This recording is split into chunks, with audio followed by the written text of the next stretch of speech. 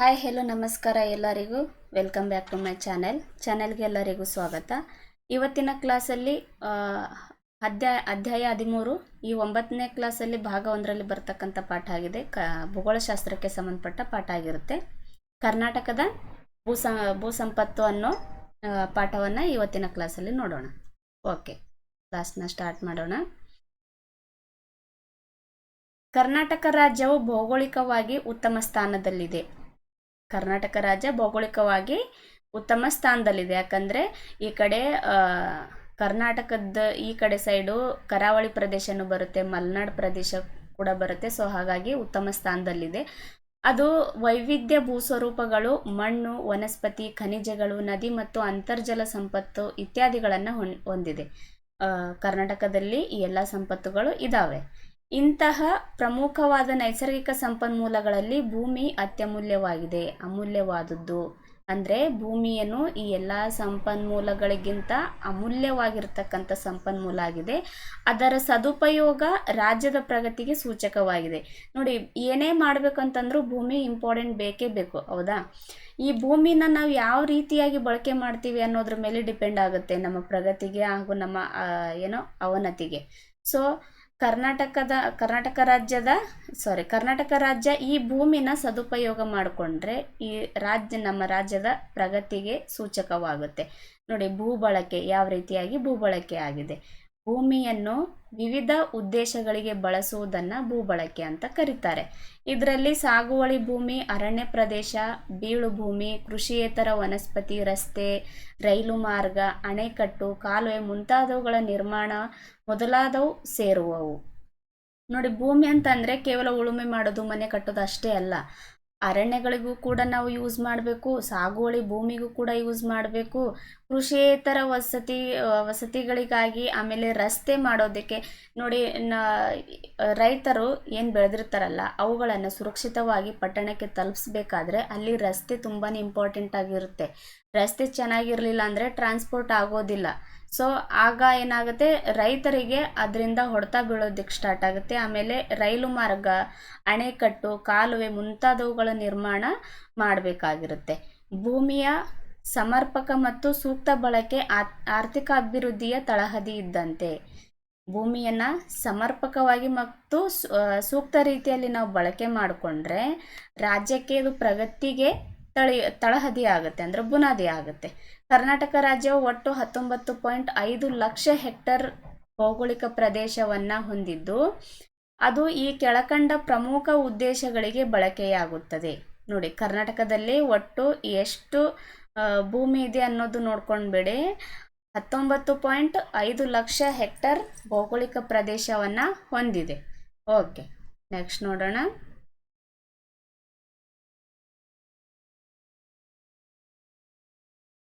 ಕರ್ನಾಟಕದ ಭೂಬಳಕೆಯ ಮಾದರಿಗಳು. ಸಾಗುವಳಿ ಮಾಡದ ಇತರೆ ಭೂಮಿ. ನೋಡಿ, ಸಾಗುವಳಿ ಮಾಡದ ಇತರೆ ಭೂಮಿ ಎಷ್ಟಿದೆ? 9.22. ಬೀಳು ಭೂಮಿ ಎಷ್ಟಿದೆ? 4.1. ಹಾಗೆ ಸಾಗುವಳಿಗೆ ಲಭ್ಯವಿಲ್ಲದ ಭೂಮಿ ಎಷ್ಟಿದೆ? 10.48% ಅಷ್ಟು.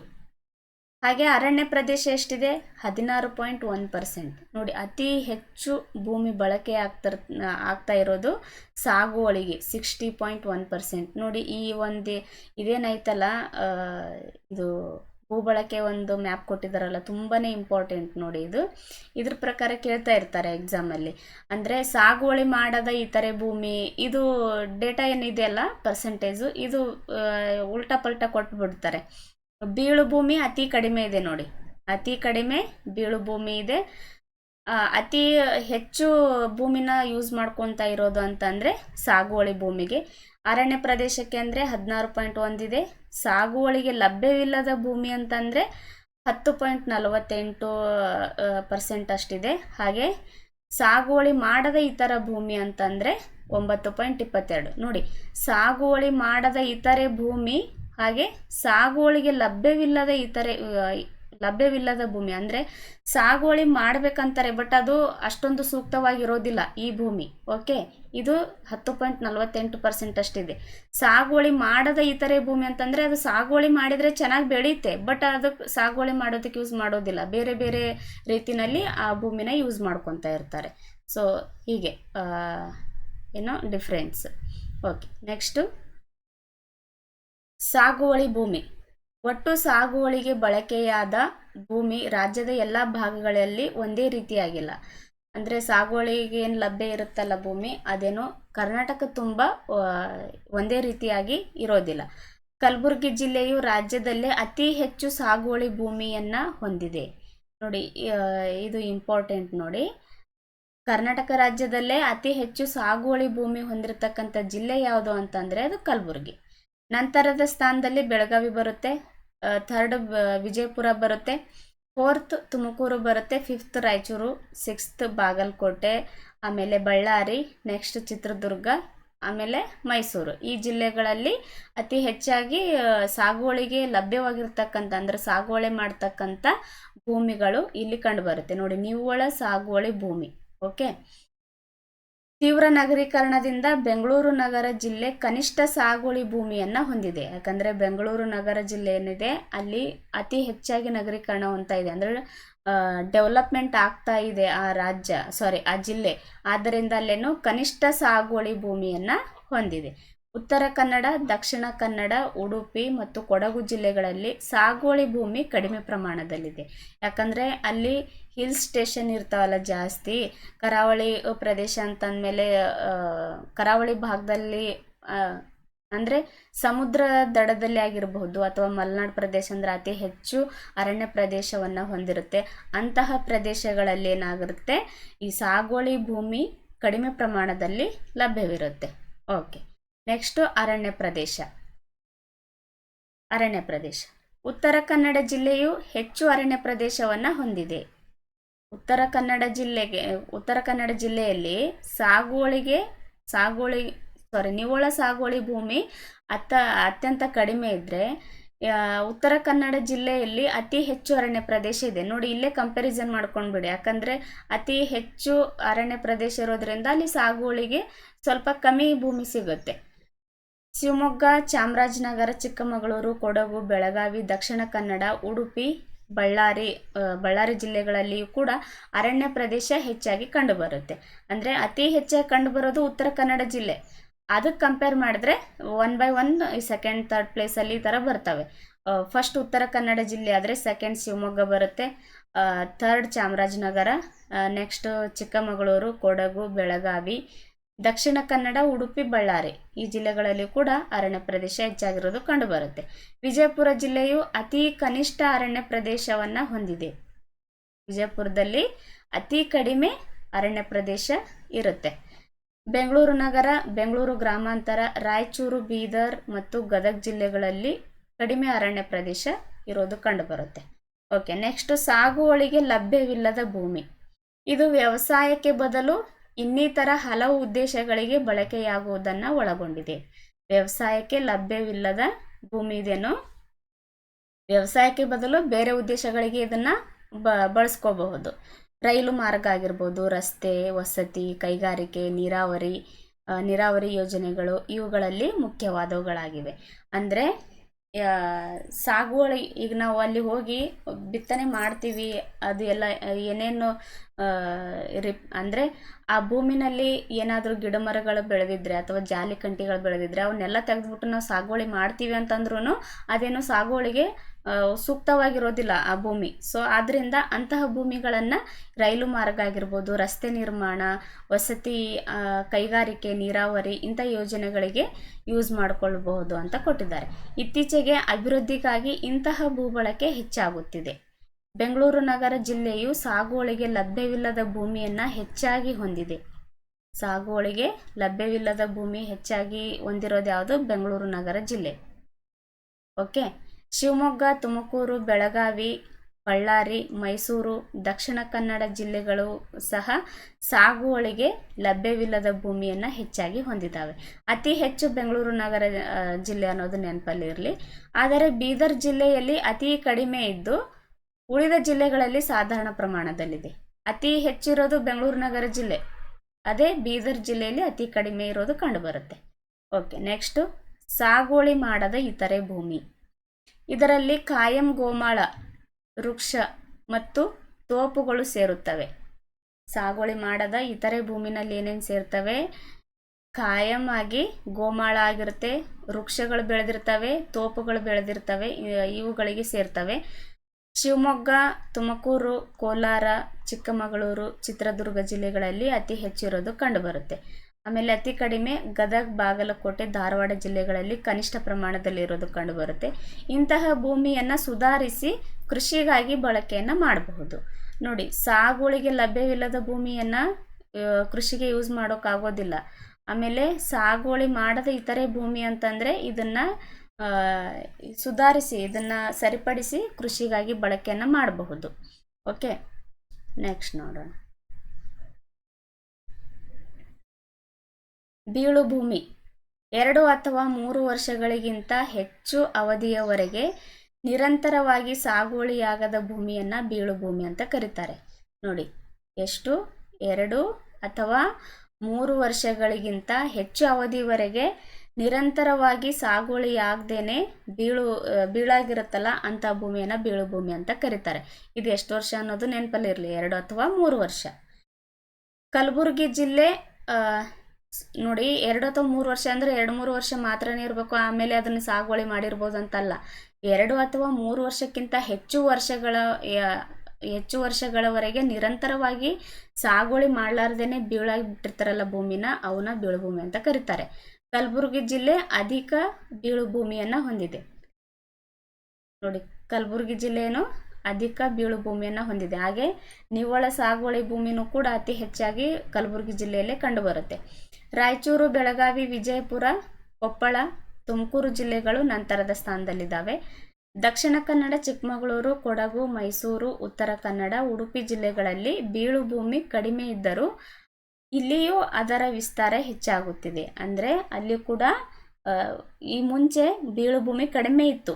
ಈ ದಕ್ಷಿಣ ಕನ್ನಡ, ಚಿಕ್ಕಮಗಳೂರು, ಕೊಡಗು, ಮೈಸೂರು, ಆಮೇಲೆ ಇದು ಉತ್ತರ ಕನ್ನಡ, ಉಡುಪಿ ಜಿಲ್ಲೆಗಳಲ್ಲಿ ಬೀಳು ಭೂಮಿ ಕಡಿಮೆ ಇದ್ದರೂ ಕೂಡ ಇತ್ತೀಚಿನ ದಿನಗಳಲ್ಲಿ ಅದು ಎಕ್ಸ್ಪ್ಯಾಂಡ್ ಆಗ್ತಾ ಹೋಗ್ತಾ ಇದೆ ಅಂತ ಕೊಟ್ಟಿದ್ದಾರೆ. ಇಂತಹ ಭೂಮಿಯನ್ನು ಸುಧಾರಣೆ ಮಾಡಿಕೊಳ್ಳಲು ಹಾಗೂ ವ್ಯವಸಾಯಕ್ಕೆ ಬಳಸಿಕೊಳ್ಳಲು ಸಾಧ್ಯವಿಲ್ಲ. ಸುಧಾರಣೆ ಮಾಡಿ ವ್ಯವಸಾಯಕ್ಕೆ ಬಳಸ್ಕೊತೀವಿ ಅಂತಂದರೆ ಆಗೋದಿಲ್ಲ, ಅಲ್ಲಿ ಬೆಳೆಗಳು ಬೆಳೆಯೋದಿಲ್ಲ ಅಂತ ಇದರ ಅರ್ಥ ಆಗುತ್ತೆ. ಓಕೆ, ನೆಕ್ಸ್ಟ್ ವ್ಯವಸಾಯ. ಭೂಮಿಯನ್ನು ಉಳುಮೆ ಮಾಡಿ ಬೆಳೆ ಬೆಳೆಯುವುದನ್ನು ವ್ಯವಸಾಯ ಅಂತ ಕರೀತಾರೆ.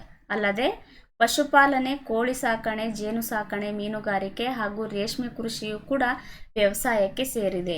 ನೋಡಿ, ವ್ಯವಸಾಯ ಮಾಡೋದು ಅಂತಂದರೆ ಕೇವಲ ಬೆಳೆಗಳನ್ನು ಬೆಳೆಯೋದು ಮಾತ್ರ ಅಲ್ಲ, ಪಶುಪಾಲನೆ ಮಾಡೋದು, ಕೋಳಿ ಸಾಕಣೆ ಮಾಡೋದು, ಜೇನು ಸಾಕಣೆ ಮಾಡೋದು, ಮೀನುಗಾರಿಕೆ ಮಾಡೋದು, ಆಮೇಲೆ ರೇಷ್ಮೆ ಕೃಷಿ ಮಾಡೋದು, ಇವೆಲ್ಲನೂ ಕೂಡ ಕೃಷಿಗೆ ಸೇರ್ಪಡೆಯಾಗುತ್ತೆ. ಅಂದರೆ ಕೃಷಿ ವ್ಯವಸಾಯ ಅಂತಾನೆ ಕರಿಬೇಕಾಗುತ್ತೆ.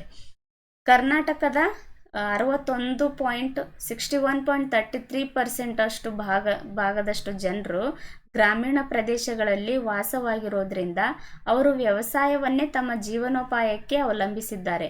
ನೋಡಿ, ಹಳ್ಳಿಗಳಲ್ಲಿ ಏನು ಫ್ಯಾಕ್ಟ್ರಿ ಇರೋದಿಲ್ಲ, ಇಲ್ಲ ನಾ ಬೆಳಗ್ಗೆ ಎದ್ದು ಕೆಲಸ ಎಲ್ಲ ಮಾಡಿಕೊಂಡು ಫ್ಯಾಕ್ಟ್ರಿಗೆ ಮತ್ತೆ ವಾಪಸ್ ಬರ್ತೀನಿ ಅನ್ನೋದಕ್ಕಾಗೋದಿಲ್ಲ. ಯಾಕಂದರೆ ಹಳ್ಳಿ ಜನರು ಸಂಪೂರ್ಣವಾಗಿ ಡಿಪೆಂಡ್ ಆಗಿರೋದೇ ತಮ್ಮ ಹೊಲಗಳ ಮೇಲೆ, ಹೊಲ ಗದ್ದೆಗಳ ಮೇಲೆ. ಅಂದರೆ ವ್ಯವಸಾಯ ಮಾಡಿಕೊಂಡೇ ತಮ್ಮ ಜೀವನವನ್ನು ನಡೆಸ್ಕೊಳ್ಳುವಂಥ ಪರಿಸ್ಥಿತಿಯಲ್ಲಿ ಇರುತ್ತೆ. ಸೊ ಕರ್ನಾಟಕದಲ್ಲಿ ಎಷ್ಟು 61.33% ಅಷ್ಟು ಜನ ಗ್ರಾಮೀಣ ಭಾಗದಲ್ಲೇ ಗ್ರಾಮೀಣ ಭಾಗದಲ್ಲೇ ಜೀವಿಸ್ತಾ ಇದ್ದಾರೆ. ಈ ಗ್ರಾಮೀಣ ಪ್ರದೇಶದಲ್ಲಿರ್ತಕ್ಕಂಥ ಜನರು ತಮ್ಮ ಜೀವನಕ್ಕೆ ವ್ಯವಸಾಯವನ್ನೇ ಅವಲಂಬಿಸಿರ್ತಾರೆ. ಪ್ರಾಮುಖ್ಯತೆ ಅಂದರೆ ವ್ಯವಸಾಯದ ಪ್ರಾಮುಖ್ಯತೆ ಏನಂತ ಕೊಟ್ಟಿದ್ದಾರೆ. ಕರ್ನಾಟಕದ ಪುರಾತನ ಮೂಲ ವೃತ್ತಿಗಳಲ್ಲಿ ವ್ಯವಸಾಯ ಕೂಡ ಒಂದಾಗಿದೆ. ಕರ್ನಾಟಕದ ಪುರಾತನ ಮೂಲ ವೃತ್ತಿಗಳಲ್ಲಿ ಈ ವ್ಯವಸಾಯ ಕೂಡ ಒಂದು. ಇದು ಮುಖ್ಯ ಜೀವನಾಧಾರಿತ ವೃತ್ತಿಯಾಗಿದೆ. ನಮ್ಮ ರಾಜ್ಯದ ಆರ್ಥಿಕತೆಯ ಬೆನ್ನೆಲುಬು. ಆರ್ಥಿಕ ಅಭಿವೃದ್ಧಿ ವ್ಯವಸಾಯವನ್ನಾಧರಿಸಿ ಜೀವನ ನಡೆಸಲು ಉದ್ಯೋಗವನ್ನು ನೀಡಿದೆ. ನೋಡಿ, ಆರ್ಥಿಕ ಅಭಿವೃದ್ಧಿಯು ವ್ಯವಸಾಯವನ್ನಾಧರಿಸಿದೆ, ಜೀವನ ನಡೆಸಲು ಉದ್ಯೋಗವನ್ನು ಕೂಡ ಇದು ನೀಡಿದೆ. ಜನರಿಗೆ ಆಹಾರ, ಕೈಗಾರಿಕೆಗಳಿಗೆ ಕಚ್ಚಾ ವಸ್ತುಗಳನ್ನು ಒದಗಿಸಿದೆ. ಜನರಿಗೆ ಆಹಾರ ಹಾಗೆ ಕೈಗಾರಿಕೆಗಳಿಗೆ ಕಚ್ಚಾ ವಸ್ತುಗಳನ್ನು ಕೂಡ ಕೊಡುತ್ತೆ ಇದು. ಕೈಗಾರಿಕೆಗಳ ಕಚ್ಚಾ ವಸ್ತು ಯಾವ್ದಾಗುತ್ತೆ ನೋಡಿ, ಕಬ್ಬು ಆಗಿರಬಹುದು, ಈ ಹತ್ತಿ ಆಗಿರಬಹುದು, ಇಂಥ ಕಚ್ಚಾ ವಸ್ತುಗಳನ್ನು ಕೊಡುತ್ತೆ. ರಾಜ್ಯದ ಆದಾಯದ ಮೂಲವೂ ಕೂಡ ಆಗಿದೆ. ವಿದೇಶಿ ವಿನಿಮಯ ಗಳಿಸಿಕೊಡುತ್ತದೆ. ಹಾಗೆ ಕಾಫಿ, ರೇಷ್ಮೆ, ಸಾಂಬಾರ್ ಪದಾರ್ಥಗಳು, ತಂಬಾಕು, ಹತ್ತಿ ಮುಂತಾದವು ರಫ್ತಾಗುವ ಕೃಷಿ ಉತ್ಪನ್ನಗಳಾಗಿವೆ. ತೃತೀಯ ವೃತ್ತಿಗಳಾದ ಸಾರಿಗೆ, ಬ್ಯಾಂಕಿಂಗ್ ವ್ಯವಸ್ಥೆ, ವಿಮೆ ಇತ್ಯಾದಿಗಳ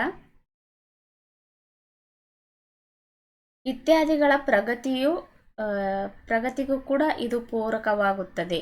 ಇದು ರಾಜ್ಯದ ರಾಜಕೀಯ ಮತ್ತು ಆರ್ಥಿಕ ವ್ಯವಸ್ಥೆಯಲ್ಲಿ ಪ್ರಮುಖವಾದ ಪಾತ್ರ ವಹಿಸುತ್ತೆ. ನೋಡಿ, ನೀವೇನಾದರೂ ಈ ಭೂಮಿನಲ್ಲಿ ಏನೇನು ಬೆಳೀತಾರೆ ಅದರಲ್ಲಿ ವಾಣಿಜ್ಯ ಬೆಳೆಗಳು ಯಾವುವು, ಆಮೇಲೆ ಆಹಾರ ಬೆಳೆಗಳು ಯಾವುವು ಅಂತ ನಿಮಗೆ ಕರೆಕ್ಟಾಗಿ ಗೊತ್ತಿದ್ದರೆ ಇದು ಎಲ್ಲನೂ ನಿಮ್ಗೆ ಅರ್ಥ ಆಗುತ್ತೆ. ನೋಡಿ, ಆಹಾರ ಬೆಳೆಗಳನ್ನು ನಾವೆಷ್ಟು ಅಂದರೆ ನಮಗೆಷ್ಟು ಬೇಕೋ ಅಷ್ಟನ್ನು ಇಟ್ಕೊಂಡು ಉಳಿದದ್ದನ್ನೆಲ್ಲ ನಾವು ರಫ್ತು ಮಾಡ್ತೀವಿ. ಎಲ್ಲನೂ ಮಾಡೋದಿಲ್ಲ. ಕಾಫಿ ಆಗಿರ್ಬೋದು, ಕಾಫಿ ಇದೇನೋ ವಾಣಿಜ್ಯ ಬೆಳೆಯಲ್ಲಿ ಬರುತ್ತೆ. ಓಕೆ, ರೇಷ್ಮೆ, ಸಾಂಬಾರ್ ಪದಾರ್ಥ ಇವೆಲ್ಲ ವಾಣಿಜ್ಯ ಬೆಳೆಗಳಲ್ಲೇ ಬರುತ್ತೆ ನೋಡಿ. ಸಾಂಬಾರ್ ಪದಾರ್ಥ ಆಗಿರ್ಬೋದು, ತಂಬಾಕು ಕೂಡ ವಾಣಿಜ್ಯ, ಹತ್ತಿ ಕೂಡ ವಾಣಿಜ್ಯ ಆಗುತ್ತೆ. ಇವೇನು ಕೃಷಿ ಉತ್ಪನ್ನಗಳೇ, ಇವುಗಳನ್ನು ರಫ್ತು ಮಾಡ್ತೀವಿ ನಾವು. ಹಾಗೆ ತೃತೀಯ ವೃತ್ತಿಗಳಾದ ಸಾರಿಗೆ, ಬ್ಯಾಂಕಿಂಗ್ ವ್ಯವಸ್ಥೆ, ವಿಮೆ ಇತ್ಯಾದಿಗಳ ಪ್ರಗತಿಗೂ ಕೂಡ ವ್ಯವಸಾಯ ತುಂಬಾ ಪ್ರಾಮುಖ್ಯತೆಯನ್ನು ಪಡೆದಿದೆ. ಓಕೆ, ನೆಕ್ಸ್ಟ್ ವ್ಯವಸಾಯದ ವಿಧಗಳು. ಕರ್ನಾಟಕ ರಾಜ್ಯದಲ್ಲಿ ಭೂ ಹಿಡುವಳಿಯ ಜೊತೆಗೆ ಫಲವತ್ತತೆ, ನೀರಿನ ಲಭ್ಯತೆ, ಮಳೆಯ ಪ್ರಮಾಣ, ವಾಯುಗುಣ, ಭೂಸ್ವರೂಪ, ಮಾರುಕಟ್ಟೆ ಇವುಗಳಿಗೆ ಅನುಗುಣವಾಗಿ ವಿವಿಧ ಬೆಳೆಗಳನ್ನು ಬೆಳೆಯಲಾಗುತ್ತದೆ. ನೋಡಿ, ವಾಯುಗುಣ ಎಲ್ಲನೂ ಈಗ ಒಬ್ಬ ಮನುಷ್ಯ ಗ್ರಾಮೀಣ ಭಾಗದಲ್ಲಿ ನೆಲೆಸಿರ್ತಕ್ಕಂಥ ಜನರು ವ್ಯವಸಾಯವನ್ನೇ ತಮ್ಮ ಜೀವನಾಧಾರ ಅಂತ ಅಂದ್ಕೊಂಡಿರ್ತಾರಲ್ಲ, ಅವರು ಯಾವಾಗ ಬೇಕು ಅವಾಗೇ ಬೆಳೆಗಳನ್ನು ಬೆಳೆಯೋದಿಲ್ಲ. ಅದಕ್ಕೂ ಒಂದು ಪದ್ಧತಿ ಇರುತ್ತೆ, ಅದಕ್ಕೂ ಒಂದು ಟೈಮ್ ಅಂತ ಇರುತ್ತೆ. ಯಾವ ಸಮಯದಲ್ಲಿ ಯಾವ ಬೆಳೆನ ಬೆಳಿಬೇಕು, ಯಾವ ಸಮಯದಲ್ಲಿ ಅದನ್ನು ಕಟಾವು ಮಾಡಬೇಕು, ಯಾವ ಸಮಯದಲ್ಲಿ ರಾಶಿ ಮಾಡಬೇಕು ಅನ್ನೋದೆಲ್ಲ ಅನುಗುಣವಾಗಿ ಇಟ್ಕೊಂಡೇ ಬೆಳೆಗಳನ್ನು ಬೆಳಿಬೇಕಾಗುತ್ತೆ. ಇವುಗಳನ್ನು ಅನುಸರಿಸಿ ವ್ಯವಸಾಯದ ವಿಧಗಳನ್ನು ವಿಂಗಡಿಸಲಾಗಿದೆ. ಜೀವನಾಧಾರ ಬೇಸಾಯ, ನೀರಾವರಿ ಬೇಸಾಯ, ಒಣ ಬೇಸಾಯ, ಮಿಶ್ರ ಬೇಸಾಯ, ಸ್ಥಳಾಂತರ ಬೇಸಾಯ, ವಾಣಿಜ್ಯ ಬೇಸಾಯ, ನೆಡುತೋಪ ಬೇಸಾಯ ಇತ್ಯಾದಿ ಈ ರೀತಿಯಾಗಿ ವಿಂಗಡಣೆಯನ್ನು ಮಾಡಲಾಗಿದೆ. ಕಾಲುವೆ, ಕೆರೆ, ಬಾವಿ ಮೂಲಗಳಿಂದ ನೀರನ್ನು ಬಳಕೆ ಮಾಡಿಕೊಂಡು ಸಾಗುವಳಿ ಮಾಡುವ ಕೃಷಿ ಪದ್ಧತಿಗೆ ನೀರಾವರಿ ಬೇಸಾಯ ಅಂತ ಕರೀತಾರೆ. ನೋಡಿ, ಕಾಲುವೆ ಆಗಿರ್ಬೋದು, ಕೆರೆಗಳಾಗಿರ್ಬೋದು, ಬಾವಿ ಆಮೇಲೆ ಇತ್ಯಾದಿ ಮೂಲಗಳಿಂದ ಏನು ನೀರನ್ನು ಬಳಸ್ಕೊಂಡು ಕೃಷಿ ಮಾಡ್ತಾರಲ್ಲ ಅವುಗಳಿಗೆ ನೀರಾವರಿ ಬೇಸಾಯ ಅಂತ ಕರೀತಾರೆ. ಭತ್ತ, ಕಬ್ಬು ನೀರಾವರಿ ಬೇಸಾಯದ ಪ್ರಮುಖ ಬೆಳೆಗಳಾಗಿದ್ದಾವೆ. ನೋಡಿ, ಭತ್ತ ಆಗಿರ್ಬೋದು, ಕಬ್ಬು ಆಗಿರ್ಬೋದು, ಇದಕ್ಕೆ ಯಥೇಚ್ಛವಾಗಿ ನೀರು ಬೇಕು. ಅವು ಕಟಾವು ಮಾಡೋವರೆಗೂ ಕೂಡ ನೀರು ಇರಲೇಬೇಕು ಈ ಬೆಳೆಗಳಿಗೆ. ಸೊ ಹಾಗಾಗಿ ಇವುಗಳು ನೀರಾವರಿ ಬೇಸಾಯಗಳಾಗ್ತವೆ. ಮಳೆ ಆಶ್ರಿತ ಬೆಳೆಗಳ ಸಾಗುವಳಿಗೆ ಒಣ ಅಥವಾ ಶುಷ್ಕ ಬೇಸಾಯ ಅಂತ ಕರೀತಾರೆ. ಉದಾಹರಣೆಗೆ ರಾಗಿ, ಜೋಳ, ಎಣ್ಣೆಕಾಳುಗಳು ಇತ್ಯಾದಿ ಇವೇನು ಮಳೆಯಾಶ್ರಿತವಾಗಿ, ಮಳೆ ಯಾವಾಗ ಬರುತ್ತಲ್ಲ ಆವಾಗ ಮಾತ್ರ ಈ ಬೆಳೆಗಳನ್ನು ಬೆಳೆಯಲಾಗುತ್ತೆ. ನೆಕ್ಸ್ಟು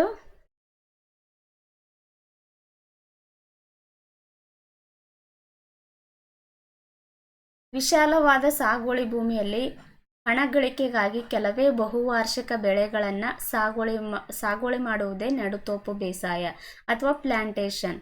ನೋಡಿ, ಇಂಗ್ಲೀಷಲ್ಲೂ ನೆನಪಲ್ಲಿ ಇಟ್ಕೊಳ್ರಿ, ಯಾಕಂದರೆ ಇತ್ತೀಚಿನ ಕ್ವಶನ್ಗಳಲ್ಲಿ ಕನ್ನಡ ಇದೇನು ಕೊಟ್ಟಿದ್ದಾರಲ್ಲ ಕನ್ನಡ ಮೀನಿಂಗ್ ಬರುತ್ತೆ, ಆದರೆ ಇಂಗ್ಲೀಷಲ್ಲಿ ಇದೆ ಇದು. ನೋಡೋದಕ್ಕೆ ಕನ್ನಡ ಅಕ್ಷರಗಳು, ಬಟ್ ಇಂಗ್ಲೀಷ್ ಮೀನಿಂಗ್ ಇರುತ್ತೆ. ಓಕೆ, ನೆಡುತೋಪ ಬೇಸಾಯ ಅಂತಂದರೆ ಪ್ಲಾಂಟೇಶನ್. ಉದಾಹರಣೆಗೆ ಕಾಫಿ ಇರ್ಬೋದು, ಚಹಾ ಆಗಿರ್ಬೋದು, ರಬ್ಬರ್ ಆಗಿರ್ಬೋದು, ಕೋಕೋ ಇವುಗಳನ್ನೆಲ್ಲ ಪ್ಲಾಂಟೇಶನ್ ಮೂಲಕನೇ ಬೆಳಿಬೇಕಾಗುತ್ತೆ.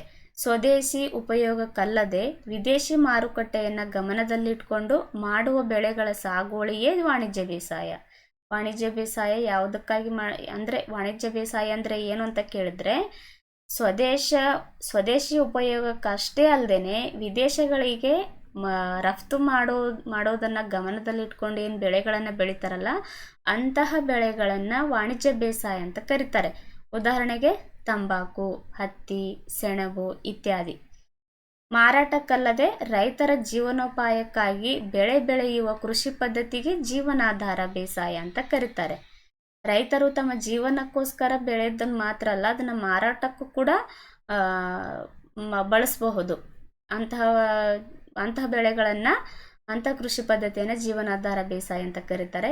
ಇದು ಪುರಾತನ ಮಾದರಿ ಬೇಸಾಯವಾಗಿದೆ. ಓಕೆ, ಇತ್ತೀಚಿನ ದಿನಗಳಲ್ಲಿ ಮಿಶ್ರ ಬೇಸಾಯ ಹೆಚ್ಚು ಪ್ರಚಲಿತಗೊಳ್ಳುತ್ತಿದೆ. ನೋಡಿ, ಇದು ಹಿಂದೆ ಎಕ್ಸಾಮಲ್ಲಿ ಕೇಳಿದ್ದಾರೆ, ಮುಂದೇನೂ ಕೂಡ ಕೇಳ್ತಾ ಇರ್ತಾರೆ. ಅಂದರೆ ಹೊಂದಿಸಿ ಬರೆಯಿರಿ ಅಥವಾ ಹೇಳಿಕೆ ರೂಪದಲ್ಲಿ ಕೊಡ್ತಾ ಇರ್ತಾರೆ. ಮಿಶ್ರ ಬೇಸಾಯ ಬೆಳೆ ಬೆಳೆಯುವುದರ ಜೊತೆಯಲ್ಲೇ ಪಶುಸಂಗೋಪನೆ, ರೇಷ್ಮೆ ಕೃಷಿ, ಕುರಿ ಸಾಕಣೆ, ಕೋಳಿ ಸಾಕಣೆ, ಜೇನು ಸಾಕಣೆ, ಮೀನುಗಾರಿಕೆ ಮುಂತಾದ ಉಪಕಸಬುಗಳನ್ನು ನಿರ್ವಹಿಸುವುದನ್ನು ಮಿಶ್ರ ಬೇಸಾಯ ಅಂತ ಕರೀತಾರೆ. ಮಿಶ್ರ ಬೇಸಾಯ ಅಂದ್ರೇನು? ಬೆಳೆ ಬೆಳೆಯೋದು ಮಾತ್ರ ಅಲ್ಲ, ಅದ್ರ ಜೊತೆಗೆ ಪಶುಸಂಗೋಪನೆ ಕೂಡ ಮಾಡೋದು, ರೇಷ್ಮೆ ಕೃಷಿಯನ್ನು ಮಾಡೋದು, ಕುರಿ ಸಾಕಣೆ ಕೂಡ ಮಾಡೋದು, ಕೋಳಿ ಸಾಕಣೆ, ಜೇನು ಸಾಕಣೆ, ಮೀನುಗಾರಿಕೆ ಮುಂತಾದ ಉಪಕಸಬುಗಳನ್ನು ಮಾಡ್ತಾ ಇರ್ತಾರಲ್ಲ, ಅಂಥದನ್ನು ಮಿಶ್ರ ಬೇಸಾಯ ಅಂತ ಕರೀತಾರೆ. ಓಕೆ, ಕರ್ನಾಟಕದ ಪ್ರಮುಖ ಬೆಳೆಗಳು.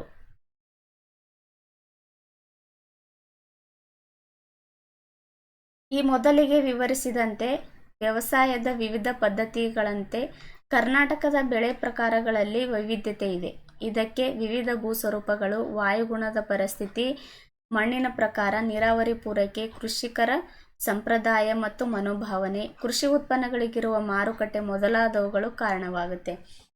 ನೋಡಿ, ಕರ್ನಾಟಕದ ಪ್ರಮುಖ ಬೆಳೆಗಳಂತ ಬಂದರೆ ಈ ಮೊದಲಿಗೆ ವಿವರಿಸಿದಂತೆ, ಅಂದರೆ ಈ ಮುಂಚೆ ನಾವೇನು ಪಾಠ ಸ್ಟಾರ್ಟ್ ಮಾಡಿದಾಗ ನೋಡಿದ್ವಲ್ಲ, ವ್ಯವಸಾಯದ ವಿವಿಧ ಪದ್ಧತಿಗಳಂತೆ ಕರ್ನಾಟಕದ ಬೆಳೆ ಪ್ರಕಾರಗಳಲ್ಲಿ ಕೂಡ ವೈವಿಧ್ಯತೆ ಇದೆ. ಯಾಕಂದರೆ ಬೆಳೆ ಪದ್ಧತಿ, ಒಂದು ಪ್ರದೇಶದಲ್ಲಿ ಯಾವ ಬೆಳೆಗಳನ್ನು ಬೆಳಿಬೇಕು, ಬೇರೆ ಪ್ರದೇಶಗಳಲ್ಲಿ, ಫಾರ್ ಎಕ್ಸಾಂಪಲ್ ಮಲೆನಾಡು ಪ್ರದೇಶಗಳಲ್ಲಿ ಯಾವ ಥರದ ಬೆಳೆ ಬೆಳೆದ್ರೆ ಸೂಕ್ತವಾಗಿರುತ್ತೆ, ಈ ಬಿಸಿಲುನಾಡು ಪ್ರದೇಶಗಳಲ್ಲಿ ಯಾವ ರೀತಿ ಬೆಳೆಗಳನ್ನು ಬೆಳೆದ್ರೆ ಸೂಕ್ತವಾಗಿರುತ್ತೆ ಅನ್ನೋದು ಅನುಸರಿಸ್ಕೊಂಡು ಕೃಷಿನ ಮಾಡಬೇಕಾಗುತ್ತೆ. ವಾಯುಗುಣ ಪರಿಸ್ಥಿತಿ, ಮಣ್ಣಿನ ಪ್ರಕಾರ ಆಗಿರ್ಬೋದು, ನೀರಾವರಿ ಪೂರೈಕೆ ಆಗಿರಬಹುದು, ಕೃಷಿಕರ ಸಂಪ್ರದಾಯ ಮತ್ತು ಮನೋಭಾವನೆ, ಕೃಷಿ ಉತ್ಪನ್ನಗಳಿಗಿರುವ ಮಾರುಕಟ್ಟೆ ಮೊದಲಾದವುಗಳನ್ನು ಗಮನದಲ್ಲಿಟ್ಕೊಂಡು ಬೆಳಿಬೇಕಾಗುತ್ತೆ. ಓಕೆ, ಇಲ್ಲಿ ಒಂದಿಷ್ಟು ಇನ್ಫಾರ್ಮೇಷನ್ ಕೊಟ್ಟಿದ್ದಾರೆ ನೋಡಿ. ಬೆಳೆಗಳ ವೈಶಿಷ್ಟ್ಯ. ನಂಜನಗೂಡಲ್ಲಿ ರಸಬಾಳೆ ಫೇಮಸ್ ಆಗಿರುತ್ತೆ. ಬ್ಯಾಡಗಿಯಲ್ಲಿ ಮೆಣಸಿನಕಾಯಿ. ನೋಡಿ, ಇದು ಹೊಂದಿಸಿ ಬರೆಯಿರಿ ಪ್ರಕಾರ ಕೊಡಬಹುದು, ನೆನಪಲ್ಲಿಟ್ಕೊಳ್ರಿ. GPST HST ಕೇಳೋ ಸಾಧ್ಯತೆ ಇದೆ. ಈ ಮುಂಚೆ ಎಲ್ಲ ಡಿಸ್ಕ್ರಿಪ್ಟಿವ್ ಇತ್ತಲ್ಲ, ಇವಾಗ ಡಿಸ್ಕ್ರಿಪ್ಟಿವ್ ಇಲ್ಲ, ಅಬ್ಜೆಕ್ಟಿವ್ ಟೈಪ್ ಅಷ್ಟೇ ಇದೆ. ಸೊ ಹಾಗಾಗಿ ನಾವು ಇನ್ ಡೆಪ್ತಾಗಿ ಓದ್ಕೋಬೇಕು. ಬರೆಯೋದು ಪ್ರಾಕ್ಟೀಸ್ ಎಲ್ಲ ಬಿಟ್ಬಿಟ್ಟು ಜಸ್ಟ್ ಈ ಥರ ಮೇನ್ ಪಾಯಿಂಟಾಗಿ ನೀವು ಓದ್ಕೊಂಡ್ರೆ ತುಂಬ ಚೆನ್ನಾಗಿರುತ್ತೆ. ಬ್ಯಾಡಗಿಯಲ್ಲಿ ಮೆಣಸಿನಕಾಯಿ, ತಿಪಟೂರು ತೆಂಗಿನಕಾಯಿ, ಮೈಸೂರು ವೀಳ್ಯದೆಲೆ, ಬೆಂಗಳೂರು ನೀಲಿ ದ್ರಾಕ್ಷಿ, ದೇವನಹಳ್ಳಿ ಚಕ್ಕೋತ. ನೋಡಿ, ಚಕ್ಕೋತ ದೇವನಹಳ್ಳಿ. ಓಕೆ, ಈರನಗೆರೆ ಬದನೆಕಾಯಿ, ನಿಪ್ಪಾಣಿ ಹೊಗೆ ಸೊಪ್ಪು, ಕಮಲಾಪುರ ಕೆಂಪು ಬಾಳೆ.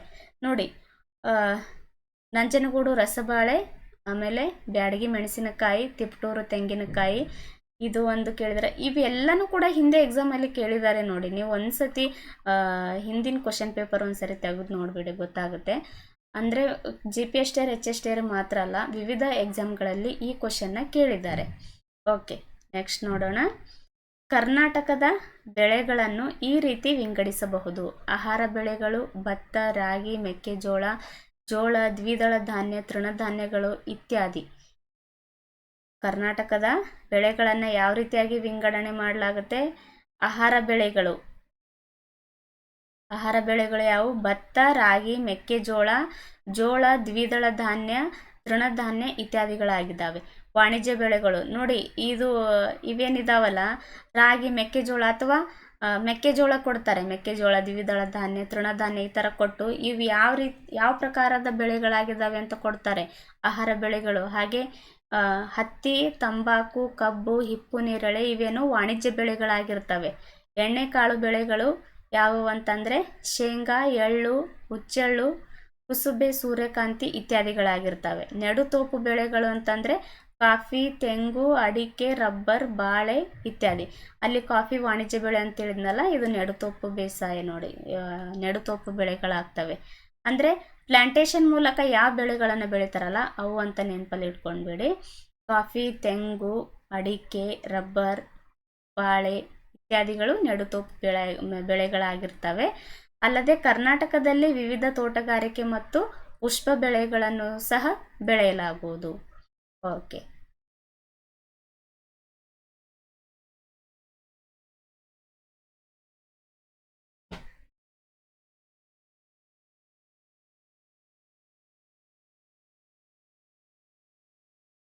ಒಂದೇ ನಿಮಿಷ ಬಂದೆ, ಒಂದು ಸ್ವಲ್ಪ ಪ್ರಾಬ್ಲಮ್ ಆಗ್ತಾ ಇದೆ.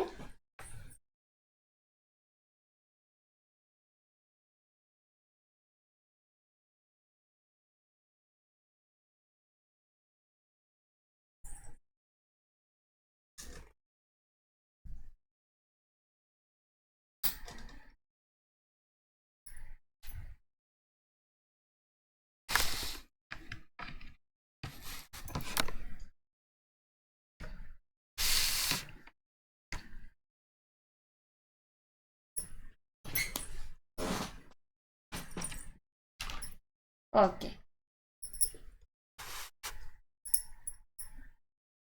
ಕರ್ನಾಟಕದ ಪ್ರಮುಖ ಬೆಳೆಗಳ ಸಂಕ್ಷಿಪ್ತ ವಿವರಣೆ ಕೊಟ್ಟಿದ್ದಾರೆ. ಆಹಾರ ಬೆಳೆಗಳು. ಆಹಾರ ಬೆಳೆಗಳಂತಂದರೆ ನೋಡಿದ್ವಲ್ಲ ಆವಾಗಲೇ, ಭತ್ತ ಆ ರೀತಿಯಾಗಿ. ಓಕೆ. ಇದು ಕರ್ನಾಟಕದ ಅತ್ಯಂತ ಪ್ರಮುಖ ಆಹಾರ ಬೆಳೆಯಾಗಿದೆ ಭತ್ತ. ಕರ್ನಾಟಕದ ಪ್ರಮುಖ ಆಹಾರ ಬೆಳೆ. ರಾಜ್ಯದ ಜನರು ಅಕ್ಕಿಯನ್ನು ಮುಖ್ಯ ಆಹಾರವಾಗಿ ಬಳಸುವರು. ಒಟ್ಟು ಸಾಗುವಳಿ ಪ್ರದೇಶದಲ್ಲಿ ಸುಮಾರು 28.2% ಭಾಗ ಭತ್ತನೆ ಬೆಳೀತಾರೆ. ನೀರಾವರಿ, ರಾಸಾಯನಿಕ ಗೊಬ್ಬರ ಹಾಗೂ ಅತ್ಯಧಿಕ ಇಳುವರಿ ನೀಡುವ ತಳಿಗಳ ಬಳಕೆಯಿಂದ ಭತ್ತದ ಇಳುವರಿಯಲ್ಲಿ ಇತ್ತೀಚೆಗೆ ಸುಧಾರಣೆಯಾಗಿದೆ. ನೋಡಿ, ಕರ್ನಾಟಕದಲ್ಲಿ ಅತಿ ಹೆಚ್ಚು ಬಳಸೋದು ಆಹಾರ ಬೆಳೆಗಳಲ್ಲಿ ಅತಿ ಹೆಚ್ಚು ಬಳಸೋದು ಯಾವುದಂತಂದರೆ ಭತ್ತ. ಎಷ್ಟು?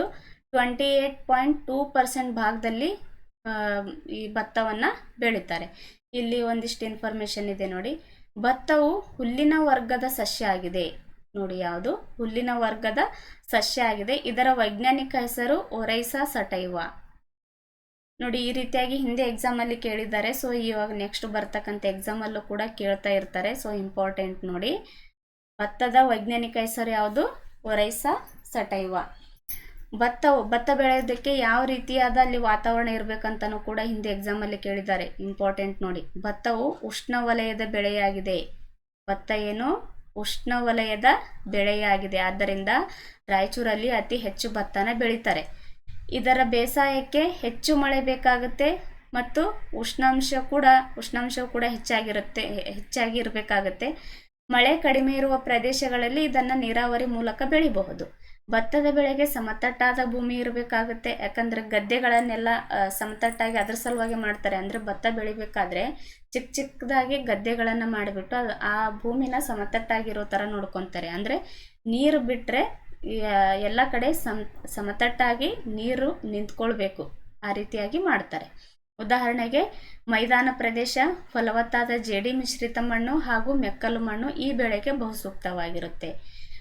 ಮೈದಾನ ಪ್ರದೇಶ ಆಗಿರ್ಬೋದು, ಜೇಡಿ ಮಿಶ್ರಿತ ಮಣ್ಣಾಗಿರಬಹುದು, ಮೆಕ್ಕಲು ಮಣ್ಣಾಗಿರ್ಬೋದು, ಈ ಭತ್ತ ಬೆಳೆಗೆ ಸೂಕ್ತವಾಗಿರುತ್ತೆ.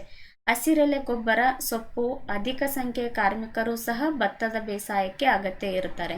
ಯಾಕಂದರೆ ಇದು 6 ತಿಂಗಳು ಬೇಸಾಯ ಇರುತ್ತಲ್ಲ, 6 ತಿಂಗಳನ್ನು ಕಂಟಿನ್ಯೂ ಇದಕ್ಕೆ ಕಾರ್ಮಿಕರು ಬೇಕಾಗಿರುತ್ತೆ. ಅದಕ್ಕಾಗಿ ಅತಿ ಹೆಚ್ಚಿನ ಸಂಖ್ಯೆಯ ಕೆಲಸಗಾರರು ಕೂಡ ಅಗತ್ಯವಾಗಿರುತ್ತೆ. ಸುಮಾರು 70% ಭಾಗದಷ್ಟು ಫಸಲನ್ನು ಜೂನ್ ಆಗಸ್ಟ್ ತಿಂಗಳುಗಳಲ್ಲಿ ನಾಟಿ ಮಾಡಿ ನವೆಂಬರ್ ಡಿಸೆಂಬರ್ ತಿಂಗಳುಗಳಲ್ಲಿ ಕಟಾವು ಮಾಡ್ತಾರೆ. ಜೂನ್ ಆಗಸ್ಟ್ರಲ್ಲಿ ನಾಟಿ ಮಾಡ್ತಾರೆ, ನವೆಂಬರ್ ಮತ್ತು ಡಿಸೆಂಬರ್ಗಳಲ್ಲಿ ಕಟಾವನ್ನು ಮಾಡ್ತಾರೆ.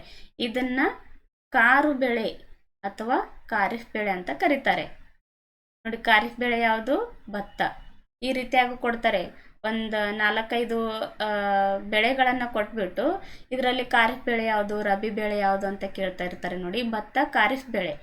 ಬೇಸಿಗೆಯಲ್ಲೂ ನೀರಾವರಿ ಸೌಲಭ್ಯ ದೊರೆಯುವ ಪ್ರದೇಶಗಳಲ್ಲಿ ಭತ್ತನ ಬೆಳೀತಾರೆ. ಬೇಸಿಗೆಯಲ್ಲೂ ಕೂಡ ಬೆಳೀತಾರೆ. ಫೆಬ್ರವರಿ ಜೂನ್ ತಿಂಗಳಲ್ಲಿ ಇದನ್ನು ಹೈನು ಬೆಳೆ ಅಥವಾ ರಬಿ ಬೆಳೆ ಅಂತ ಕರೀತಾರೆ. ನೀರಾವರಿ ಇರೋ ಪ್ರದೇಶಗಳಲ್ಲಿ ಇದನ್ನು ಬೆಳೀತಾರೆ. ಭತ್ತವನ್ನು ಮಲೆನಾಡಿನಲ್ಲಿ ಚೆಲ್ಲುವ ವಿಧಾನ ಮತ್ತು ಮೈದಾನಗಳಲ್ಲಿ ನಾಟಿ ಮಾಡುವ ವಿಧಾನಗಳಿಂದ ಬೆಳೀತಾರೆ. ಅಂದರೆ ಯಾವ್ಯಾವ ಪ್ರದೇಶಗಳಲ್ಲಿ ಅವ್ರವ್ರ ಸಂಪ್ರದಾಯ ಯಾವ ರೀತಿಯಾಗಿರುತ್ತೋ ಆ ರೀತಿಯಾಗಿ ಬೆಳೀತಾರೆ. ಕೆಲವೊಂದು ಕಡೆ ನಾಟಿ ಮಾಡೋ ಮೂಲಕ ಬೆಳೀತಾರೆ, ಇನ್ನೊಂದು ಕಡೆ ಭತ್ತದ ಬೀಜಗಳನ್ನು ಹಿಂಗೆ ಚೆಲ್ಲೋ ಮೂಲಕ ಮಾಡ್ತಾರೆ. ಓಕೆ, ಭತ್ತ ಬೆಳೆಯುವ ಪ್ರದೇಶಗಳು. ಭತ್ತವನ್ನು ರಾಜ್ಯದ ಎಲ್ಲ ಜಿಲ್ಲೆಗಳಲ್ಲಿಯೂ ಬೆಳೆಯಲಾಗುತ್ತೆ. ಎಲ್ಲ ಜಿಲ್ಲೆಗಳಲ್ಲಿ ಬೆಳೀತಾರೆ ಭತ್ತವನ್ನು. ಕೃಷ್ಣ, ತುಂಗಭದ್ರಾ ಕಣಿವೆ, ಕಾವೇರಿ ನದಿ ಕಣಿವೆ ಹಾಗೂ ಕರಾವಳಿ ಜಿಲ್ಲೆಗಳು ಭತ್ತದ ಉತ್ಪಾದನೆಗೆ ಹೆಸರುವಾಸಿಯಾಗಿದ್ದಾವೆ. ಯಾಕಂದರೆ ಆ ಕಡೆ ಮಳೆ ಆಶ್ರಿತನೂ ಇರ್ತಾರೆ, ಹಾಗೆ ಕರಾವಳಿ ನೀರಿನ ಸೌಲಭ್ಯ ಜಾಸ್ತಿ ಇರೋದ್ರಿಂದ ಅವರು ಈ ಬೇಸಿಗೆ ಕಾಲದಲ್ಲಿ ಬೆಳೀತಕ್ಕಂಥ ಭತ್ತ, ಆಮೇಲೆ ನೀರಾವರಿ ಅಂದರೆ ಖಾರಿಫ್, ರಾಬಿ 2 ಬೆಳೆಗಳನ್ನು ಬೆಳೀತಾರೆ. ರಾಯಚೂರು ಜಿಲ್ಲೆ ಭತ್ತದ ಉತ್ಪಾದನೆಯಲ್ಲಿ ಪ್ರಥಮ ಸ್ಥಾನದಲ್ಲಿದೆ. ಅನಂತರ ಬಳ್ಳಾರಿ, ದಾವಣಗೆರೆ, ಮೈಸೂರು, ಶಿವಮೊಗ್ಗ, ಮಂಡ್ಯ, ಕೊಪ್ಪಳ, ಉತ್ತರ ಕನ್ನಡ, ಉಡುಪಿ, ದಕ್ಷಿಣ ಕನ್ನಡ ಹಾಗೂ ಕಲಬುರಗಿ ಜಿಲ್ಲೆಗಳು ಪ್ರಮುಖವಾಗಿದ್ದಾವೆ. ನೋಡಿ, ನೆನಪಲ್ಲಿ ಇಟ್ಕೊಳ್ರಿ, ರಾಯಚೂರು ಫಸ್ಟ್ ಇದ್ದರೆ ಸೆಕೆಂಡ್ ಪ್ಲೇಸಲ್ಲಿ ಬಳ್ಳಾರಿ ಬರುತ್ತೆ, ಥರ್ಡ್ ದಾವಣಗೆರೆ ಬರುತ್ತೆ. ದಾವಣಗೆರೆ ಅಷ್ಟೊಂದು ಬಿಸಿಲು ಇರೋದಿಲ್ವಲ್ಲ, ಇಲ್ಲ ಬಿಡು ಕಲಬುರಗಿ ಇರ್ಬೋದಂತ ಕಲಬುರಗಿ ಹಾಕ್ಬೋದು.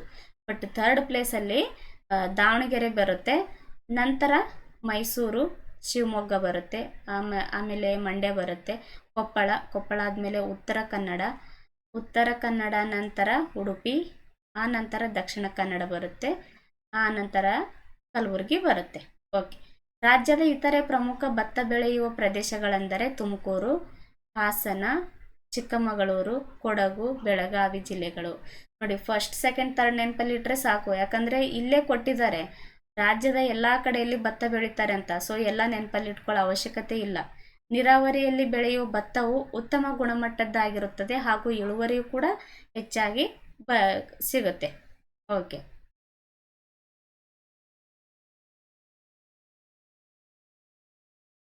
ಕಲಬುರಗಿ ಜಿಲ್ಲೆಯನ್ನು ತೊಗರಿಯ ಕಣಜ ಅಂತ ಕರೀತಾರೆ.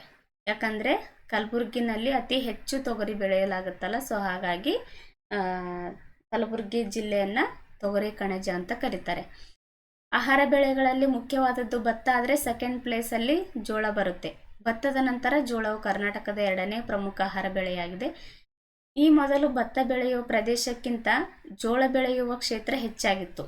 ಅಂದರೆ ಮೊದಲ ಕಾಲದಲ್ಲಿ ಭತ್ತ ಬೆಳೆಯಕ್ಕಿಂತ ಮುಂಚೆ ಜೋಳನ ಹೆಚ್ಚಾಗಿ ಬೆಳೀತಾ ಇದ್ರು. ಇತ್ತೀಚೆಗೆ ಜೋಳ ಬೆಳೆಯುವ ಪ್ರದೇಶವು ಕಡಿಮೆಯಾಗಿ ಒಟ್ಟು ಸಾಗುವಳಿ ಭೂಮಿಯಲ್ಲಿ 26% ಭಾಗ ಜೋಳದ ಬೆಳೆಗೆ ಬಳಕೆ ಆಗ್ತಾ ಇದೆ. ನೋಡಿ, ಅಲ್ಲಿ 28 ಸಮಥಿಂಗ್ ಪಾಯಿಂಟ್ ಇತ್ತಲ್ಲ, ಇದು 26% ಭಾಗ ಕರ್ನಾಟಕದಲ್ಲಿ ಜೋಳನ ಬೆಳೀತಾರೆ. ಭಾರತದಲ್ಲೇ ಕರ್ನಾಟಕವು ಜೋಳದ ಉತ್ಪಾದನೆಯಲ್ಲಿ 2ನೇ ಸ್ಥಾನದಲ್ಲಿದೆ. ಭಾರತದಲ್ಲಿ ಕರ್ನಾಟಕ ಜೋಳದ ಉತ್ಪಾದನೆಯಲ್ಲಿ ಎಷ್ಟನೇ ಸ್ಥಾನದಲ್ಲಿದೆ? 2ನೇ ಸ್ಥಾನದಲ್ಲಿ ಬರುತ್ತೆ. ಮಹಾರಾಷ್ಟ್ರ ಪ್ರಥಮ ಸ್ಥಾನದಲ್ಲಿ ಬರುತ್ತೆ. ಇವು ನೆನಪಲ್ಲಿ ಇಟ್ಕೊಳ್ರಿ. ಮಹಾರಾಷ್ಟ್ರ ಪ್ರಥಮ ಸ್ಥಾನದಲ್ಲಿದೆ, ಕರ್ನಾಟಕ ಸೆಕೆಂಡ್ ಪ್ಲೇಸಲ್ಲಿ ಇದೆ ಜೋಳದ ಉತ್ಪಾದನೆಯಲ್ಲಿ. ಜೋಳವು ಉತ್ತರ ಕನ್ನಡದ ಜನರ ಪ್ರಮುಖ ಆಹಾರ ಧಾನ್ಯವಾಗಿದೆ. ಈ ಉತ್ತರ ಕನ್ನಡ ಭಾಗದಲ್ಲಿ ಇರ್ತಕ್ಕಂಥ ಜನರು ಇದಾರಲ್ಲ, ಇವರು ಎಲ್ಲ ಜಾಸ್ತಿ ಜೋಳನ ಬೆಳೀತಾ ಇರ್ತಾರೆ. ಇದನ್ನು ಹೆಚ್ಚಾಗಿ ರೊಟ್ಟಿ ತಯಾರಿಸಲು ಬಳಸುವರು. ಜೋಳದ ದಂಟನ್ನು ದನಕರುಗಳು ಮೇವಾಗಿ ಬಳಸ್ತಾರೆ ದನಕರುಗಳಿಗೆ. ಓಕೆ, ನೆಕ್ಸ್ಟ್ ಮೆಕ್ಕೆಜೋಳ ಬರುತ್ತೆ.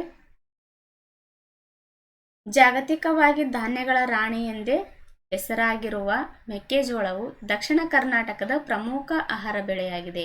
ನೋಡಿ, ಜೋಳ ಹೇಗೆ ಉತ್ತರ ಕರ್ನಾಟಕದ ಪ್ರಮುಖ ಆಹಾರ ಬೆಳೆಯಾಗಿತ್ತಲ್ಲ, ಹಾಗೇನೆ ಮೆಕ್ಕೆಜೋಳವು ಕೂಡ ದಕ್ಷಿಣ ಕನ್ನಡದ ಪ್ರಮುಖ ಆಹಾರ ಬೆಳೆಯಾಗಿರುತ್ತೆ. ಹಾಗೆ ಇದಕ್ಕೊಂದು ಹೆಸರನ್ನು ಕೂಡ ಇದೆ ನೋಡಿ, ಧಾನ್ಯಗಳ ರಾಣಿ ಅಂತ ಕರೀತಾರೆ. ಕಾಳು ಮೆಣಸಿನ ರಾಣಿ ಅಂತಲೂ ಕೂಡ ಒಂದು ಎಕ್ಸಾಮಲ್ಲಿ ಕೇಳಿದ್ರು ಹಿಂದೆ. ಓಕೆ, ಕಾಳು ಮೆಣಸಿನ ರಾಣಿ. ಈಗ ಕಾಳು ಮೆಣಸಿನ ರಾಣಿ ಅಂದರೆ ಯಾರು ಅನ್ನೋದು ಕಮೆಂಟಲ್ಲಿ ಹಾಕ್ರಿ. ಓಕೆ, ಯಾರಿಗೆ ಗೊತ್ತಿದೆ ಅವ್ರು ಕಮೆಂಟಲ್ಲಿ ಹಾಕ್ರಿ. ಗೊತ್ತಿಲ್ಲ ಅಂದರೂ ಗೊತ್ತಿಲ್ಲ ಅಂತಲೂ ಹಾಕ್ರಿ. ನಾನು ಆಮೇಲೆ ನಾಳೆ ಇದಕ್ಕೆ ಆನ್ಸರ್ ಮಾಡ್ತೀನಿ. ಓಕೆ, ದಕ್ಷಿಣ ಕರ್ನಾಟಕದಲ್ಲಿ ಹೆಚ್ಚಾಗಿ ಬೆಳೆಯುವ ಮೆಕ್ಕೆಜೋಳವನ್ನು ಪ್ರಧಾನವಾಗಿ ಮಾನವರ ಆಹಾರಕ್ಕಾಗಿ ಹಾಗೂ ಜಾನುವಾರುಗಳ ಮೇವಿಗಾಗಿ ಕೂಡ ಬೆಳೆಯುತ್ತಾರೆ. ಮೆಕ್ಕೆಜೋಳನ ಮನುಷ್ಯರು ತಾವು ತಿನ್ನೋದಕ್ಕೂ ಕೂಡ ಬಳಸ್ತಾರೆ, ಹಾಗೆ ಜಾನುವಾರುಗಳಿಗೂ ಕೂಡ ಬಳಕೆ ಮಾಡ್ತಾರೆ. ಓಕೆ, ನೆಕ್ಸ್ಟು ಜೋಳ ಮತ್ತು ಮೆಕ್ಕೆಜೋಳ ಹುಲ್ಲು ಜಾತಿಗೆ ಸೇರಿದ ಸಸ್ಯವರ್ಗಗಳಾಗಿವೆ. ಭತ್ತನೂ ಕೂಡ ಹುಲ್ಲು ಜಾತಿಗೆ ಸೇರಿದ ಸಸ್ಯವರ್ಗ ಆಗಿತ್ತು. ಅದಕ್ಕೆ ವೈಜ್ಞಾನಿಕ ಹೆಸರೇನಿತ್ತು? ಒರೈಸಾ ಸಟೈವಾ. ಹಾಗೆ ಅದು ಕೂಡ ಉಷ್ಣವಲಯದ ಬೆಳೆನೂ ಆಗಿತ್ತು ಭತ್ತ. ಇವು ಎರಡೂ ಕೂಡ ಉಷ್ಣವಲಯದ ಬೆಳೆಗಳಾಗಿರ್ತವೆ. ಇವುಗಳ ಬೇಸಾಯಕ್ಕೆ ಸಾಧಾರಣ ಮಳೆ, ಒಣ ಹವೆ, ಕಪ್ಪು, ಕೆಂಪು ಮತ್ತು ಮೆಕ್ಕಲು ಮಿಶ್ರಿತ ಮಣ್ಣು ಇದ್ದರೆ ಸಾಕು. ಜೋಳ, ಮೆಕ್ಕೆಜೋಳ ಎರಡೂ ಸೇಮ್ ನೋಡಿ ಬೆಳೆಯೋದಕ್ಕೆ, ನೆನಪಲ್ಲಿಟ್ಕೊಳ್ರಿ. ಇವೆರಡು ಉಷ್ಣವಲಯದ ಬೆಳೆಯಾಗಿದ್ದು ಬೇಸಾಯಕ್ಕೆ ಸಾಧಾರಣ ಮಳೆ, ಒಣ ಹವೆ ಇರಬೇಕು. ಕಪ್ಪು, ಕೆಂಪು ಮತ್ತು ಮೆಕ್ಕಲು ಮಿಶ್ರಿತ ಮಣ್ಣು ಯಾವುದಿದ್ರೂ ಕೂಡ ಈ ಬೆಳೆಗಳನ್ನು ಬೆಳಿಬಹುದು. ಇವುಗಳನ್ನು ಹೆಚ್ಚಾಗಿ ಮಳೆಯ ಆಶ್ರಯದಲ್ಲಿ ಬೆಳೆಯಲಾಗುತ್ತೆ. ಅಂದ್ರೆ ಮಳೆಯ ಆಶ್ರಯದಲ್ಲೇ ಇವುಗಳನ್ನು ಹೆಚ್ಚಾಗಿ ಬೆಳೀತಾ ಇರ್ತಾರೆ. ಓಕೆ, ನೆಕ್ಸ್ಟು ಬೆಳೆಯುವ ಪ್ರದೇಶಗಳು. ವಿಜಯಪುರ, ಕಲಬುರಗಿ, ಬಾಗಲಕೋಟೆ, ರಾಯಚೂರು, ಬೆಳಗಾವಿ, ಬೀದರ್, ಬಳ್ಳಾರಿ, ಕೊಪ್ಪಳ, ಗದಗ ಜಿಲ್ಲೆಗಳಲ್ಲಿ ಜೋಳವನ್ನು ಹೆಚ್ಚಾಗಿ ಬೆಳೆಯಲಾಗುತ್ತೆ. ಹೆಚ್ಚಾಗಿ ಜೋಳ ಎಲ್ಲಿ ಬೆಳೀತಾರೆ ಅಂತ ಕರ್ನಾಟಕದಲ್ಲಿ ಅಂದರೆ ವಿಜಯಪುರ. ಭತ್ತ ಎಲ್ಲಿ? ರಾಯಚೂರಾಗಿತ್ತಲ್ಲ, ವಿಜಯಪುರ ಅತಿ ಹೆಚ್ಚು ಜೋಳವನ್ನು ಬೆಳೆಯುತ್ತೆ. ಓಕೆ, ಒಂದು ನಿಮಿಷ. ಓಕೆ, ಸೆಕೆಂಡು ಕಲಬುರಗಿ ಬರುತ್ತೆ. ಥರ್ಡ್ ಬಾಗಲಕೋಟೆ, ರಾಯಚೂರು, ಬೆಳಗಾವಿ, ಬೀದರ್, ಬಳ್ಳಾರಿ, ಕೊಪ್ಪಳ, ಗದಗ ಜಿಲ್ಲೆಗಳಲ್ಲಿ ಜೋಳವನ್ನು ಹೆಚ್ಚಾಗಿ ಬೆಳೀತಾರೆ. ವಿಜಯಪುರ ಜಿಲ್ಲೆ ಜೋಳದ ಉತ್ಪಾದನೆಯಲ್ಲಿ ರಾಜ್ಯದಲ್ಲೇ ಮೊದಲ ಸ್ಥಾನದಲ್ಲಿದೆ. ನಂತರದ ಸ್ಥಾನದಲ್ಲಿ ಚಿತ್ರದುರ್ಗ, ಶಿವಮೊಗ್ಗ, ದಾವಣಗೆರೆ, ಚಾಮರಾಜನಗರ, ಹಾಸನ, ತುಮಕೂರು, ಚಿಕ್ಕಬಳ್ಳಾಪುರ, ಮಂಡ್ಯ ಜಿಲ್ಲೆಗಳಲ್ಲಿ ಮೆಕ್ಕೆಜೋಳವನ್ನು ಹೆಚ್ಚಾಗಿ ಬೆಳೀತಾರೆ. ನೋಡಿ, ಜೋಳದ ಉತ್ಪಾದನೆಯಲ್ಲಿ ಫಸ್ಟ್ ಯಾವುದಿದೆ? ವಿಜಯಪುರ. ಹಾಗೆ ಚಿತ್ರದುರ್ಗ, ಶಿವಮೊಗ್ಗ, ದಾವಣಗೆರೆ, ಚಾಮರಾಜನಗರ, ಹಾಸನ, ತುಮಕೂರು, ಬಳ್ಳಾರಿ, ಮಂಡ್ಯ ಜಿಲ್ಲೆಗಳಲ್ಲಿ ಮೆಕ್ಕೆಜೋಳನ ಬೆಳೀತಾರೆ. ಯಾಕಂದರೆ ದಕ್ಷಿಣ ಕರ್ನಾಟಕದ ಪ್ರಮುಖ ಆಹಾರ ಬೆಳೆಯಾಗಿರುತ್ತೆ ಮೆಕ್ಕೆಜೋಳ. ಓಕೆ, ಥರ್ಡ್ ರಾಗಿ. ಇದು ಉತ್ತಮ ಪೋಷಕಾಂಶಗಳನ್ನು ಹೊಂದಿರುವ ಆಹಾರ ಧಾನ್ಯವಾಗಿದೆ. ರಾಗಿಯಿಂದ ಮುದ್ದೆ, ಗಂಜಿ, ರೊಟ್ಟಿ, ಹುರಿ ಹಿಟ್ಟು, ಮಾಲ್ಟ್, ದೋಸೆ ಮುಂತಾದ ಆಹಾರ ಪದಾರ್ಥಗಳನ್ನು ತಯಾರಿಸಿ ಬಳಸಲಾಗುತ್ತೆ. ರಾಗಿ ಆರೋಗ್ಯಕ್ಕೆ ತುಂಬಾ ಉಪಯುಕ್ತವಾಗಿರ್ತಕ್ಕಂಥ ಒಂದು ಪದಾರ್ಥ. ಸೊ ಹಾಗಾಗಿ ಇದನ್ನು ಹೆಚ್ಚಾಗಿ ವಿವಿಧ ರೀತಿಯಲ್ಲಿ ಬಳಕೆ ಮಾಡ್ತಾರೆ ಆಹಾರವಾಗಿ. ಕರ್ನಾಟಕದಲ್ಲಿ ಭತ್ತ ಮತ್ತು ಮೆಕ್ಕೆಜೋಳ ನಂತರ 3ನೇ ಮುಖ್ಯ ಆಹಾರ ಧಾನ್ಯ ಆಗಿರುತ್ತೆ ರಾಗಿ. ಹುಲ್ಲು ದನಕರುಗಳ ಮೇವಿಗಾಗಿ ಬಳಸಲಾಗುತ್ತೆ. ರಾಗಿ ಹೆಚ್ಚು ಕಾಲ ಸಂಗ್ರಹಿಸಬಹುದಾದ ಧಾನ್ಯ. ನೋಡಿ, ರಾಮಧಾನ್ಯ ಚರಿತೆ ನೆನಪಲ್ಲಿದೆಯಾ? ರಾಮಧಾನ್ಯ ಚರಿತೆ ಇದು ಯಾರು ಬರೆದ್ರು ಅನ್ನೋದು ನೆನಪಲ್ಲಿ ಇಟ್ಕೊಳ್ಳಿ. ಹಾಗೆ ನನಗೆ ಕಮೆಂಟಲ್ಲೂ ಹಾಕಿ. ರಾಮಧಾನ್ಯ ಚರಿತೆ ಇದು ಯಾವುದಕ್ಕೋಸ್ಕರ ನಡೆಯುತ್ತೆ ಅಂದರೆ ರಾಗಿ ಶ್ರೇಷ್ಠನ ಅಥವಾ ಅಕ್ಕಿ ಶ್ರೇಷ್ಠನ ಅನ್ನೋ ಒಂದು ಗೊಂದಲದಿಂದ ಗೊಂದಲ ಉಂಟಾಗಿರುತ್ತೆ. ಉಚ್ಚ ಜನರು ಅಂದರೆ ಮೇಲ್ವರ್ಗದವರು ಅಕ್ಕಿನೇ ಶ್ರೇಷ್ಠ ಅಂತಾರೆ. ಕೆಳಗಿರ್ತಕ್ಕಂಥ ಜನರು ಮೀನ್ಸ್ ಆವಾಗ ಸಮಾಜದಲ್ಲಿ ಒಂದು ಸಿಸ್ಟಮ್ ಇತ್ತು, ಮೇಲ್ವರ್ಗ ಕೆಳವರ್ಗ ಅಂತ. ಕೆಳವರ್ಗದ ಜನರು ಆಹಾರವಾಗಿ ರಾಗಿನ ಬಳಸ್ತಾ ಇರ್ತಾರೆ, ಮೇಲ್ವರ್ಗದ ಜನರು ಅಕ್ಕಿನ ಬಳಸ್ತಾ ಇರ್ತಾರೆ. ಅಂದರೆ ಅಕ್ಕಿ ಅನ್ನ ಮಾಡಿಕೊಂಡು ತಿಂತಾರಲ್ಲ ಅವರೇ ಶ್ರೇಷ್ಠರು, ಕೆಳವರ್ಗದವರು ಅವರು ಶ್ರೇಷ್ಠರಲ್ಲ ಅನ್ನೋ ಒಂದು ಮೈಂಡ್ಸೆಟ್ ಇರುತ್ತೆ ಆವಾಗ. ಅದರಿಂದಾಗಿ ರಾಮಧಾನ್ಯ ಚರಿತೆ ಅನ್ನೋ ಒಂದು ಕೃತಿ ಹೊರಬರುತ್ತೆ. ಇದು ಯಾರು ಬರೆದಿದ್ದು ಅಂತ ಕಮೆಂಟಲ್ಲಿ ಕಮೆಂಟ್ ಮಾಡಿ ನೋಡೋಣ. ಓಕೆ, ಇದು ಉಷ್ಣವಲಯದ ಬೆಳೆಯಾಗಿರುತ್ತೆ. ಇದು ಕೂಡ ಉಷ್ಣವಲಯದ ಬೆಳೆನೇ. ಅಧಿಕ ಉಷ್ಣಾಂಶ ಬೇಕು, ಸಾಧಾರಣ ಮಳೆ ಬೇಕು, ಕೆಂಪು ಮಣ್ಣು, ಮೆಕ್ಕಲು ಮಿಶ್ರಿತ ಮಣ್ಣು ಯೋಗ್ಯವಾಗಿರುತ್ತೆ. ಜೋಳ ಮತ್ತು ಮೆಕ್ಕೆಜೋಳ ಬೆಳೆಯೋದಕ್ಕೆ ಏನು ಬೇಕು? ಕೆಂಪು ಮಣ್ಣು, ಕಪ್ಪು ಮಣ್ಣು, ಮೆಕ್ಕಲು ಮಿಶ್ರಿತ ಯಾವ ಮಣ್ಣಾದರೂ ನಡೀತಾ ಇತ್ತು. ಅಧಿಕ ಉಷ್ಣಾಂಶನೂ ಸಾಧಾರಣ ಒಣ ಹವೆ ಆಮೇಲೆ ಬಿಸಿಲು, ಸಾಧಾರಣ ಮಳೆ ಇದ್ರೆ ಸಾಕಾಗಿತ್ತು ಜೋಳಕ್ಕೆ. ಬಟ್ ಇಲ್ಲಿ ಸಾಧಾರಣ ಮಳೆ ಬೇಕು, ಅಧಿಕ ಉಷ್ಣಾಂಶ ಬೇಕು ರಾಗಿಗೆ. ಓಕೆ, ಇಲ್ಲಿ ಕೆಂಪು ಮತ್ತು ಮೆಕ್ಕಲು ಮಿಶ್ರಿತ ಮಣ್ಣು ಬೇಕು. ಇದು ಬರ ನಿಭಾಯಿಸಬಹುದಾದ ಗುಣವನ್ನು ಹೊಂದಿದೆ.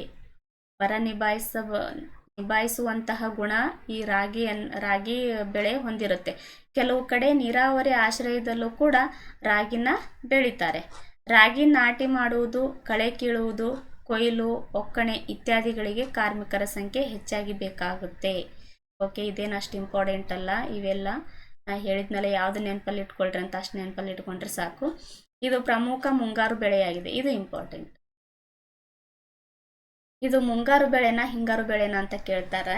ಸೊ ಮುಂಗಾರು ಬೆಳೆ ನೋಡಿ. ಮುಂಗಾರು ಬೆಳೆ ಅಂದರೆ ಖಾರಿಫ್ ಬೆಳೆ.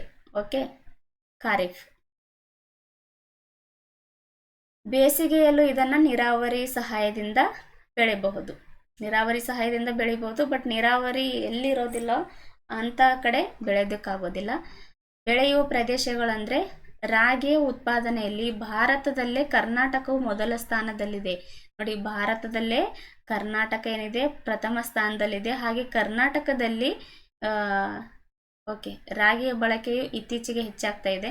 ಇತ್ತೀಚೆಗೆ ಏನು ರಾಗಿ ಹೆಲ್ದಿ ಫುಡ್ ಆಗಿರೋದ್ರಿಂದ ಇದನ್ನು ಗಂಜಿ ಮಾಡ್ಕೊಂಡು ಕುಡಿಬೇಕು, ಆ ರೀತಿ ಈ ರೀತಿ ಅಂತ ಎಲ್ಲ ಅವೇರ್ನೆಸ್ ಬಂದ್ಬಿಟ್ಟು ರಾಗಿ ಉತ್ಪಾದನೆ ಅಂದರೆ ರಾಗಿ ಬೇಡಿಕೆನೂ ಕೂಡ ಹೆಚ್ಚಾಗ್ತಾ ಇದೆ.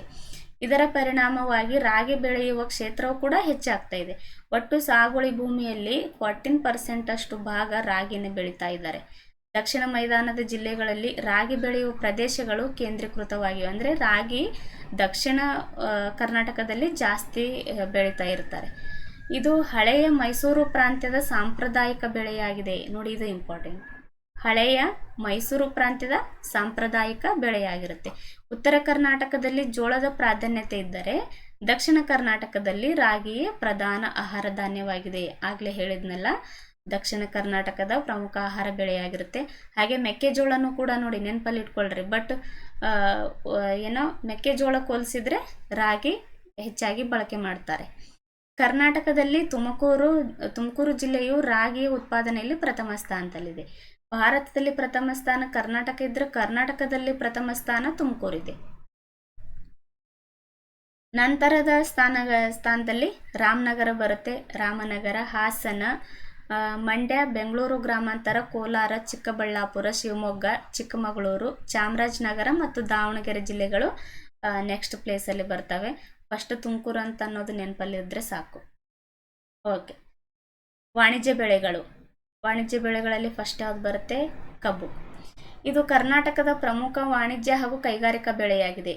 ವಾಣಿಜ್ಯ ಬೆಳೆನೂ ಹೌದು, ಕೈಗಾರಿಕಾ ಬೆಳೆನೂ ಹೌದು. ಯಾಕಂದರೆ ಕೈಗಾರಿಕೆಗಳಿಗೆ ಕಚ್ಚಾ ವಸ್ತುಗಳನ್ನಾಗಿ ಯೂಸ್ ಮಾಡ್ತಾರೆ ಇದರಿಂದಾನೇ ಕೆಂಪು ಸಕ್ಕರೆ, ಆಮೇಲೆ ಸಕ್ಕರೆ, ಬೆಲ್ಲ ಇದೆಲ್ಲನೂ ಕೂಡ ಮಾಡ್ತಾರೆ. ಕರ್ನಾಟಕವು ಕಬ್ಬು ಉತ್ಪಾದನೆಯಲ್ಲಿ ಭಾರತದಲ್ಲಿ 4ನೇ ಸ್ಥಾನದಲ್ಲಿದೆ.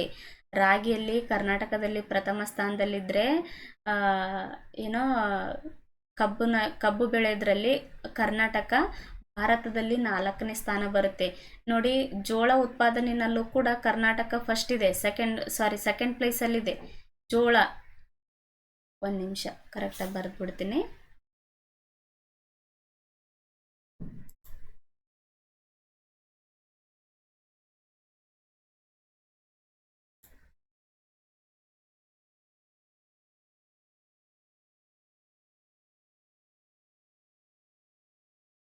ಜೋಳದಲ್ಲಿ ಕರ್ನಾಟಕ ಸೆಕೆಂಡ್ ಸ್ಥಾನದಲ್ಲಿದೆ. ಫಸ್ಟು ಮಹಾರಾಷ್ಟ್ರ ಬರುತ್ತೆ. ಓಕೆ,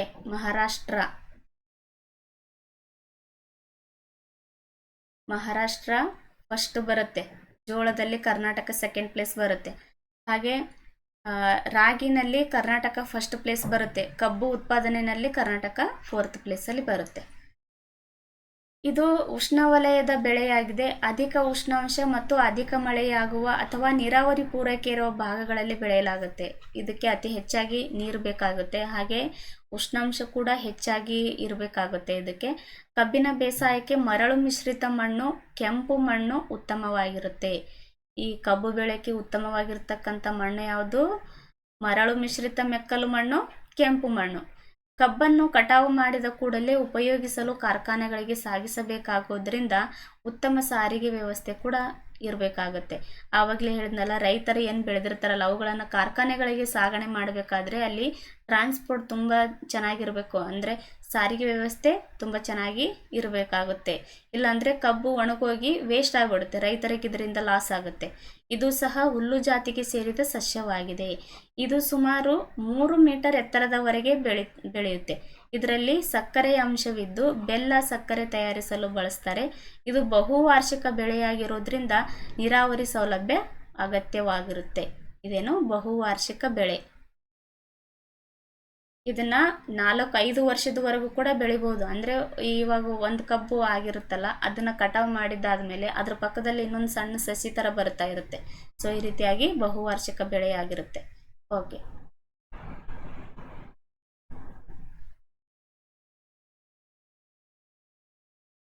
ನೆಕ್ಸ್ಟ್ ಬೆಳೆಯುವ ಪ್ರದೇಶಗಳು. ಬೆಳಗಾವಿ ಜಿಲ್ಲೆಯು ರಾಜ್ಯದಲ್ಲಿಯೇ ಅತಿ ಹೆಚ್ಚು ಕಬ್ಬು ಉತ್ಪಾದಿಸುವ ಜಿಲ್ಲೆಯಾಗಿರುತ್ತೆ. ಅತಿ ಹೆಚ್ಚು ಕಬ್ಬು ಉತ್ಪಾದನೆ ಮಾಡೋ ಜಿಲ್ಲೆ ಕರ್ನಾಟಕದಲ್ಲಿ ಯಾವುದು?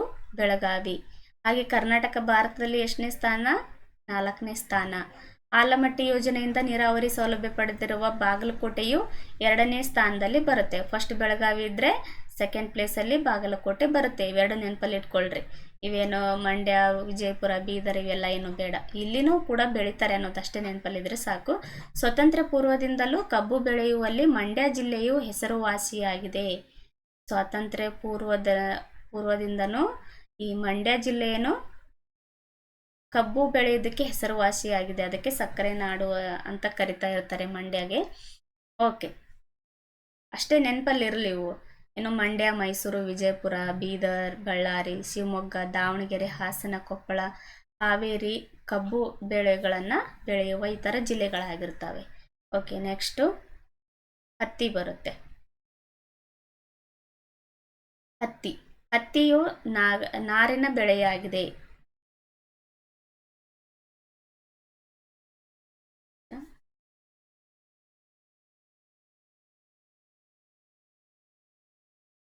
ಹತ್ತಿಯನ್ನು ನಾರಿನ ಬೆಳೆಯಾಗಿದೆ. ಇದು ಇಂಪಾರ್ಟೆಂಟ್ ನೋಡಿ, ಹಿಂದೆ ಎಕ್ಸಾಮಲ್ಲಿ ಕೇಳಿದ್ದಾರೆ ಇದು ಯಾವ ಥರದ ಬೆಳೆ ಅಂತ. ನಾರಿನ ಬೆಳೆ ಅಂತ.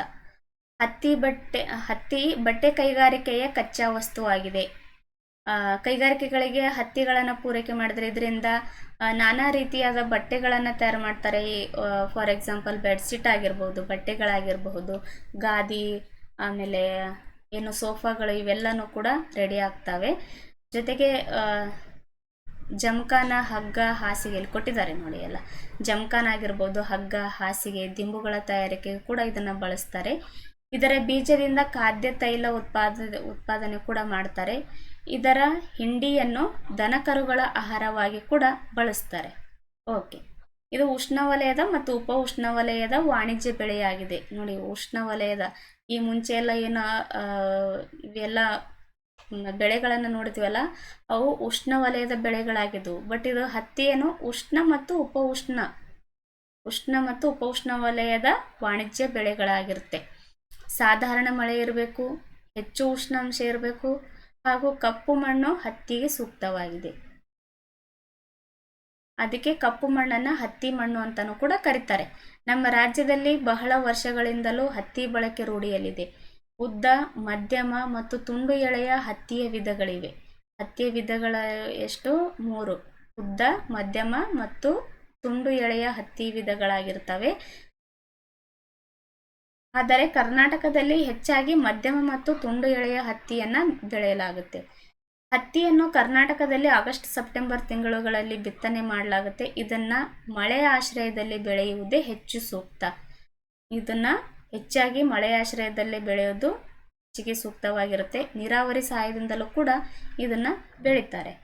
ಓಕೆ, ನೆಕ್ಸ್ಟು ಬೆಳೆಯುವ ಪ್ರದೇಶಗಳು. ರಾಜ್ಯದಲ್ಲಿ ಹತ್ತಿ ಉತ್ಪಾದಿಸುವ ಪ್ರಮುಖ ಜಿಲ್ಲೆಗಳಂದರೆ ಹಾವೇರಿ. ಅತಿ ಹೆಚ್ಚು ಹತ್ತಿ ಉತ್ಪಾದನೆ ಮಾಡೋದೆಲ್ಲಿ? ಹಾವೇರಿ. ಸೆಕೆಂಡ್ ಪ್ಲೇಸಲ್ಲಿ ಧಾರವಾಡ ಬರುತ್ತೆ. ನೋಡಿ, ಇದು ನೆನಪಲ್ಲಿರಲಿ.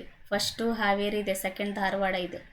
ಗದಗ್, ಮೈಸೂರು, ಬಳ್ಳಾರಿ, ರಾಯಚೂರು, ಕಲಬುರಗಿ, ಬೆಳಗಾವಿ, ದಾವಣಗೆರೆ, ಚಿತ್ರದುರ್ಗ, ಕೊಪ್ಪಳ, ವಿಜಯಪುರ ಇವುಗಳೆಲ್ಲನೂ ಕೂಡ ಹತ್ತಿ ಬೆಳೀತಾರೆ. ಹಾವೇರಿ ಜಿಲ್ಲೆ ಹತ್ತಿ ಉತ್ಪಾದನೆಯಲ್ಲಿ ರಾಜ್ಯದಲ್ಲೇ ಮೊದಲ ಸ್ಥಾನದಲ್ಲಿದೆ. ಧಾರವಾಡ ಸೆಕೆಂಡ್ ಸ್ಥಾನದಲ್ಲಿದೆ. ಓಕೆ, ಇಷ್ಟು ನೆನಪಲ್ಲಿದ್ರೆ ಸಾಕು. First second. ಹತ್ತಿ ಕೃಷಿಯಲ್ಲಿ ಕೀಟ ಮತ್ತು ರೋಗ ನಿಯಂತ್ರಣ ದೊಡ್ಡ ಸಮಸ್ಯೆಯಾಗಿದೆ. ರೋಗ ನಿರೋಧಕ ಮತ್ತು ಸುಧಾರಿತ ತಳಿಗಳನ್ನು ಕೃಷಿ ಸಂಶೋಧನಾ ಸಂಸ್ಥೆಗಳು ಅಭಿವೃದ್ಧಿಪಡಿಸುವುದರಿಂದ ಇತ್ತೀಚಿನ ದಿನಗಳಲ್ಲಿ ಇಳುವರಿ ಮತ್ತು ಉತ್ಪಾದನೆಗಳಲ್ಲಿ ಸುಧಾರಣೆ ಕಂಡುಬಂದಿದೆ. ನೋಡಿ, ಯಾವುದಾದ್ರೂ ಒಂದು ಬೆಳೆ ಅದು ಇಳುವರಿ ಕಡಿಮೆ ಆಗ್ತಾ ಇದೆ ಅಂತಂದಮೇಲೆ ಅದ್ರ ಬಗ್ಗೆ ರಿಸರ್ಚ್ ಮಾಡ್ತಾರೆ. ಮಾಡಿ ಸುಧಾರಿತ ರಸಗೊಬ್ಬರಗಳನ್ನು ಆಗಿರ್ಬೋದು ಅಥವಾ ಸುಧಾರಿತ ಬೀಜಗಳನ್ನಾಗಿರ್ಬೋದು ಮಾಡ್ತಾನೆ ಇರ್ತಾರೆ. ಓಕೆ, ನೆಕ್ಸ್ಟ್ ತಂಬಾಕು. ಇದನ್ನು ಹೊಗೆಸೊಪ್ಪು ಅಂತಲೂ ಕೂಡ ಕರೀತಾರೆ. ಇದು ನಿಕೋಶಿಯಾನ್ ವರ್ಗಕ್ಕೆ ಸೇರಿದ ಸಸ್ಯವರ್ಗ. ಇದು ಇಂಪಾರ್ಟೆಂಟ್. ತಂಬಾಕು ಏನು ನಿಕೋಶಿಯಾನ್ ವರ್ಗಕ್ಕೆ ಸೇರಿದ ಸಸ್ಯವರ್ಗವಾಗಿದೆ. ಇದರಲ್ಲಿ ನಿಕೋಟಿನ್ ಎಂಬ ಮಾದಕ ವಸ್ತುವಿದೆ. ಇದು ಇಂಪಾರ್ಟೆಂಟ್ ನೋಡಿ. ನಿಕೋಶಿಯಾನ್ ಮಾತ್ರ ಅಲ್ಲ, ನಿಕೋಶಿಯಾನ್ ವರ್ಗಕ್ಕೆ ಸೇರಿದ ಸಸ್ಯ ಆಗಿದೆ ತಂಬಾಕು. ಹಾಗೆ ಇದರಲ್ಲಿ ಇರ್ತಕ್ಕಂಥ ಮಾದಕ ವಸ್ತು ಯಾವುದು? ನಿಕೋಟಿನ್. ತಂಬಾಕು ನಿಕೋಟಿನ್ ಅಲ್ಲ. ಚಹಾ ಮತ್ತು ಕಾಫಿಗಳಲ್ಲಿ, ಓಕೆ, ಚಹಾ ಮತ್ತು ಕಾಫಿಗಳಲ್ಲಿ ಯಾವ ಮಾದಕ ವಸ್ತು ಇರುತ್ತೆ ಅನ್ನೋದು ಕಮೆಂಟಲ್ಲಿ ಹಾಕಿ. ತಂಬಾಕನ್ನು ಧೂಮಪಾನ ಅಂದರೆ ಬೀಡಿ, ಸಿಗರೇಟು, ಸಿಗಾರ್, ನಶಾ ಇತ್ಯಾದಿಗಳ ತಯಾರಿಕೆಯಲ್ಲಿ ಬಳಸಲಾಗುತ್ತೆ. ಧೂಮಪಾನ ಅಂದ್ರೇನು? ಹೊಗೆಯನ್ನು ಬಿಡ್ತಾ ಇರ್ತಾರಲ್ಲ, ಅದು ಬೀಡಿ ಆಗಿರಬಹುದು, ಸಿಗರೇಟ್ ಆಗಿರ್ಬೋದು, ಸಿಗಾರ್, ನಶಾ ಇತ್ಯಾದಿಗಳ ತಯಾರಿಕೆಯಲ್ಲಿ ಬಳಸ್ತಾರೆ ತಂಬಾಕನ್ನು. ಪೋರ್ಚುಗೀಸರು ಇದನ್ನು ಪರಿಚಯ ಮಾಡ್ತಾರೆ ನಮ್ಮ ಭಾರತಕ್ಕೆ. ಎಷ್ಟನೇ ಶತಮಾನದಲ್ಲಿ? 17ನೇ ಶತಮಾನದಲ್ಲಿ ತಂಬಾಕನ್ನು ಭಾರತಕ್ಕೆ ಪರಿಚಯಿಸ್ತಾರೆ. ಯಾರು? ಪೋರ್ಚುಗೀಸರು. ನೋಡಿ, ಭಾರತಕ್ಕೆ ಫಸ್ಟ್ ಬಂದ ವಿದೇಶಿಗರು ಯಾರು? ಪೋರ್ಚುಗೀಸರು. ಸೊ ಇವರು ಅವ್ರ ಜೊತೆಗೆ ತಂಬಾಕನ್ನು ಕೂಡ ತೊಗೊಂಡು ಬರ್ತಾರೆ ಭಾರತಕ್ಕೆ, ತಂದು ಪರಿಚಯಿಸ್ಬಿಡ್ತಾರೆ. ನೋಡ್ರಿ, ನೀವು ಇದನ್ನೆಲ್ಲ ಸೇವನೆ ಮಾಡಿಬಿಡ್ರಿ ಅಂತ. ಆನಂತರ ಕರ್ನಾಟಕದಲ್ಲಿ ಬೆಳೆಯಲು ಪ್ರಾರಂಭ ಮಾಡ್ತಾರೆ. ಈಗ ಕರ್ನಾಟಕದ ಪ್ರಮುಖ ವಾಣಿಜ್ಯ ಬೆಳೆಗಳಲ್ಲಿ ಇದು ಕೂಡ ಒಂದಾಗಿದೆ. ನೋಡಿ, ಈಗಲೂ ಕೂಡ ಅದರ ಬಳಕೆ ಹೆಚ್ಚಾಗ್ತಾ ಇದೆ. ಇದನ್ನು ಸಾಧಾರಣ ಮಳೆ ಮತ್ತು ಹೆಚ್ಚು ಉಷ್ಣಾಂಶವುಳ್ಳ ಮರಳು ಮಿಶ್ರಿತ ಮಣ್ಣಿನ ಪ್ರದೇಶಗಳಲ್ಲಿ ಇದನ್ನು ಬಳಸ್ತಾರೆ. ಓಕೆ, ಕರ್ನಾಟಕದಲ್ಲಿ ಬೀಡಿ ತಯಾರಿಕೆಗೆ ಮತ್ತು ಜಗಿಯಲು ಬಳಸುವಂತಹ ವರ್ಜಿನಿಯಾ ಪ್ರಭೇದದ ತಂಬಾಕನ್ನು ಬೆಳೆಯಲಾಗುತ್ತದೆ. ನೋಡಿ, ಇದು ಕೇಳಿದರೆ ಇದು ಇಂಪಾರ್ಟೆಂಟ್ ನೋಡಿ. ವರ್ಜಿನಿಯಾ ಪ್ರಭೇದ ಕರ್ನಾಟಕದಲ್ಲಿ ತಂಬಾಕಿನ ಯಾವ ಪ್ರಭೇದವನ್ನು ಬೆಳೀತಾರೆ ಅಂತ ಕೇಳಿದ್ರೆ ವರ್ಜಿನಿಯಾ ಪ್ರಭೇದದ ತಂಬಾಕನ್ನು ನಮ್ಮ ಕರ್ನಾಟಕದಲ್ಲಿ ಬೆಳೀತಾರೆ ಅನ್ನೋದು ನೆನಪಲ್ಲಿರಲಿ. ವರ್ಜಿನಿಯಾ ತಂಬಾಕು ಉತ್ತಮ ದರ್ಜೆಯದ್ದಾಗಿದೆ. ನೋಡಿ, ವರ್ಜಿನಿಯಾ ತಂಬಾಕು ಇದೇನೋ ಉತ್ತಮ ದರ್ಜೆಯದ್ದಾಗಿದೆ. ಇದು ಅಂತಾರಾಷ್ಟ್ರೀಯ ಮಟ್ಟದಲ್ಲಿ ಹೆಚ್ಚು ಬೇಡಿಕೆಯನ್ನು ಗಳಿಸಿದೆ. ಇದರಿಂದ ವಿದೇಶಿ ವಿನಿಮಯದ ಗಳಿಕೆ ಮತ್ತು ಅಬಕಾರಿ ರೂಪದಲ್ಲಿ ರಾಜ್ಯದ ಬೊಕ್ಕಸಕ್ಕೆ ಸಾಕಷ್ಟು ಆದಾಯ ದೊರೆಯುವುದು. ಅಬಕಾರಿ ರೂಪದಲ್ಲಿ, ಅಬಕಾರಿ ಅಂದ್ರೇನು? ಅಬಕಾರಿ ಸುಂಕ ಅಂತ ಬರುತ್ತೆ. ಇದೇನು ಡೈರೆಕ್ಟ್ ಟ್ಯಾಕ್ಸಾ ಇಂಡೈರೆಕ್ಟ್ ಟ್ಯಾಕ್ಸಾ? ನೆನಪಲ್ಲಿ ಇಟ್ಕೊಳ್ರಿ. Direct ಟ್ಯಾಕ್ಸಾ indirect ಟ್ಯಾಕ್ಸಾ? ಕಮೆಂಟಲ್ಲಿ ಹಾಕಿ ನೋಡೋಣ. ಬೆಳೆಯುವ ಪ್ರದೇಶಗಳು. ಕರ್ನಾಟಕವು ಭಾರತದ ಪ್ರಮುಖ ತಂಬಾಕು ಉತ್ಪಾದಿಸುವ ರಾಜ್ಯಗಳಲ್ಲಿ 4ನೇ ಸ್ಥಾನದಲ್ಲಿದೆ. ಹಾಗೆ ಮೈಸೂರು ಜಿಲ್ಲೆಯು ತಂಬಾಕು ಉತ್ಪಾದನೆಯಲ್ಲಿ ಮೊದಲ ಸ್ಥಾನದಲ್ಲಿದೆ. ನೋಡಿ, ಕರ್ನಾಟಕ ಭಾರತದ ತಂಬಾಕು ಉತ್ಪಾದಿಸುವ ರಾಜ್ಯಗಳಲ್ಲಿ ಎಷ್ಟನೇ ಸ್ಥಾನದಲ್ಲಿದೆ? 4ನೇ ಸ್ಥಾನದಲ್ಲಿದೆ. ಓಕೆ, 4ನೇ ಸ್ಥಾನ. ನೆಕ್ಸ್ಟು ಹಾಸನ, ಶಿವಮೊಗ್ಗ, ಕೊಡಗು, ಬೆಳಗಾವಿ, ಬಳ್ಳಾರಿ, ಚಿತ್ರದುರ್ಗ, ರಾಯಚೂರು, ದಾವಣಗೆರೆ, ತುಮಕೂರು, ಗದಗ ಜಿಲ್ಲೆಗಳಲ್ಲಿಯೂ ಕೂಡ ತಂಬಾಕಿನ ಬೇಸಾಯದ ಹಂಚಿಕೆಯಾಗಿದೆ. ನೋಡಿ, ಕಬ್ಬು ಬೆಳೆಯೋದ್ರಲ್ಲೂ ಕೂಡ ಕರ್ನಾಟಕ 4ನೇ ಸ್ಥಾನದಲ್ಲಿತ್ತು. ತಂಬಾಕು ಬೆಳೆಯೋದ್ರಲ್ಲೂ ಕೂಡ ಕರ್ನಾಟಕ 4ನೇ ಸ್ಥಾನದಲ್ಲಿದೆ. ಓಕೆ, ಕರ್ನಾಟಕದಲ್ಲಿ ಮೊದಲ ಸ್ಥಾನದಲ್ಲಿ ಯಾವುದಿದೆ? ತಂಬಾಕು ಬೆಳೆಯೋದ್ರಲ್ಲಿ ಮೈಸೂರು ಇದೆ ನೋಡಿ. ಓಕೆ, ಇಷ್ಟು ನೆನಪಲ್ಲಿದ್ರೆ ಸಾಕು. ಬೆಳಗಾವಿ ಜಿಲ್ಲೆಯ ನಿಪ್ಪಾಣಿ, ಇದು ಕೂಡ ನೆನಪಲ್ಲಿ ಇಟ್ಕೊಳ್ರಿ. ಬೆಳಗಾವಿ ಜಿಲ್ಲೆಯ ನಿಪ್ಪಾಣಿಯು ದೇಶದಲ್ಲಿ ಬೀಡಿ ತಯಾರಿಕಾ ತಂಬಾಕು ಮಾರುಕಟ್ಟೆಗೆ ಅತ್ಯಂತ ಪ್ರಸಿದ್ಧವಾದುದಾಗಿದೆ. ಓಕೆ, ಕರ್ನಾಟಕದಲ್ಲಿ ಬೆಳೆಯುವ ತಂಬಾಕು ವಿಶ್ವ ದರ್ಜೆಯದ್ದಾಗಿದ್ದು ಉತ್ಪಾದನೆ ಬಹುಪಾಲು ರಫ್ತಾಗುತ್ತದೆ. ಅಂದರೆ ಎಷ್ಟು ಉತ್ಪಾದನೆ ಮಾಡ್ತಾರಲ್ಲ ಅದರ ಬಹುಪಾಲು, ಫಾರ್ ಎಕ್ಸಾಂಪಲ್ 100%. ನಮ್ಮ ಕರ್ನಾಟಕದಲ್ಲಿ ಎಷ್ಟು ಉತ್ಪಾದನೆ ಮಾಡ್ತಾರೆ ಅದೆಲ್ಲ ಟೋಟಲ್ 100%. ಅದರಲ್ಲಿ ಬಹುಪಾಲು ಅಂದರೆ ಸುಮಾರು 60-70-80% ರಫ್ತು ಮಾಡಲಾಗುತ್ತೆ. Okay, next coffee. ಕಾಫಿಯು ಕರ್ನಾಟಕದ ಪ್ರಸಿದ್ಧ ನೆಡುತೋಟದ ಹಾಗೂ ಪಾನೀಯ ಬೆಳೆಯಾಗಿದೆ.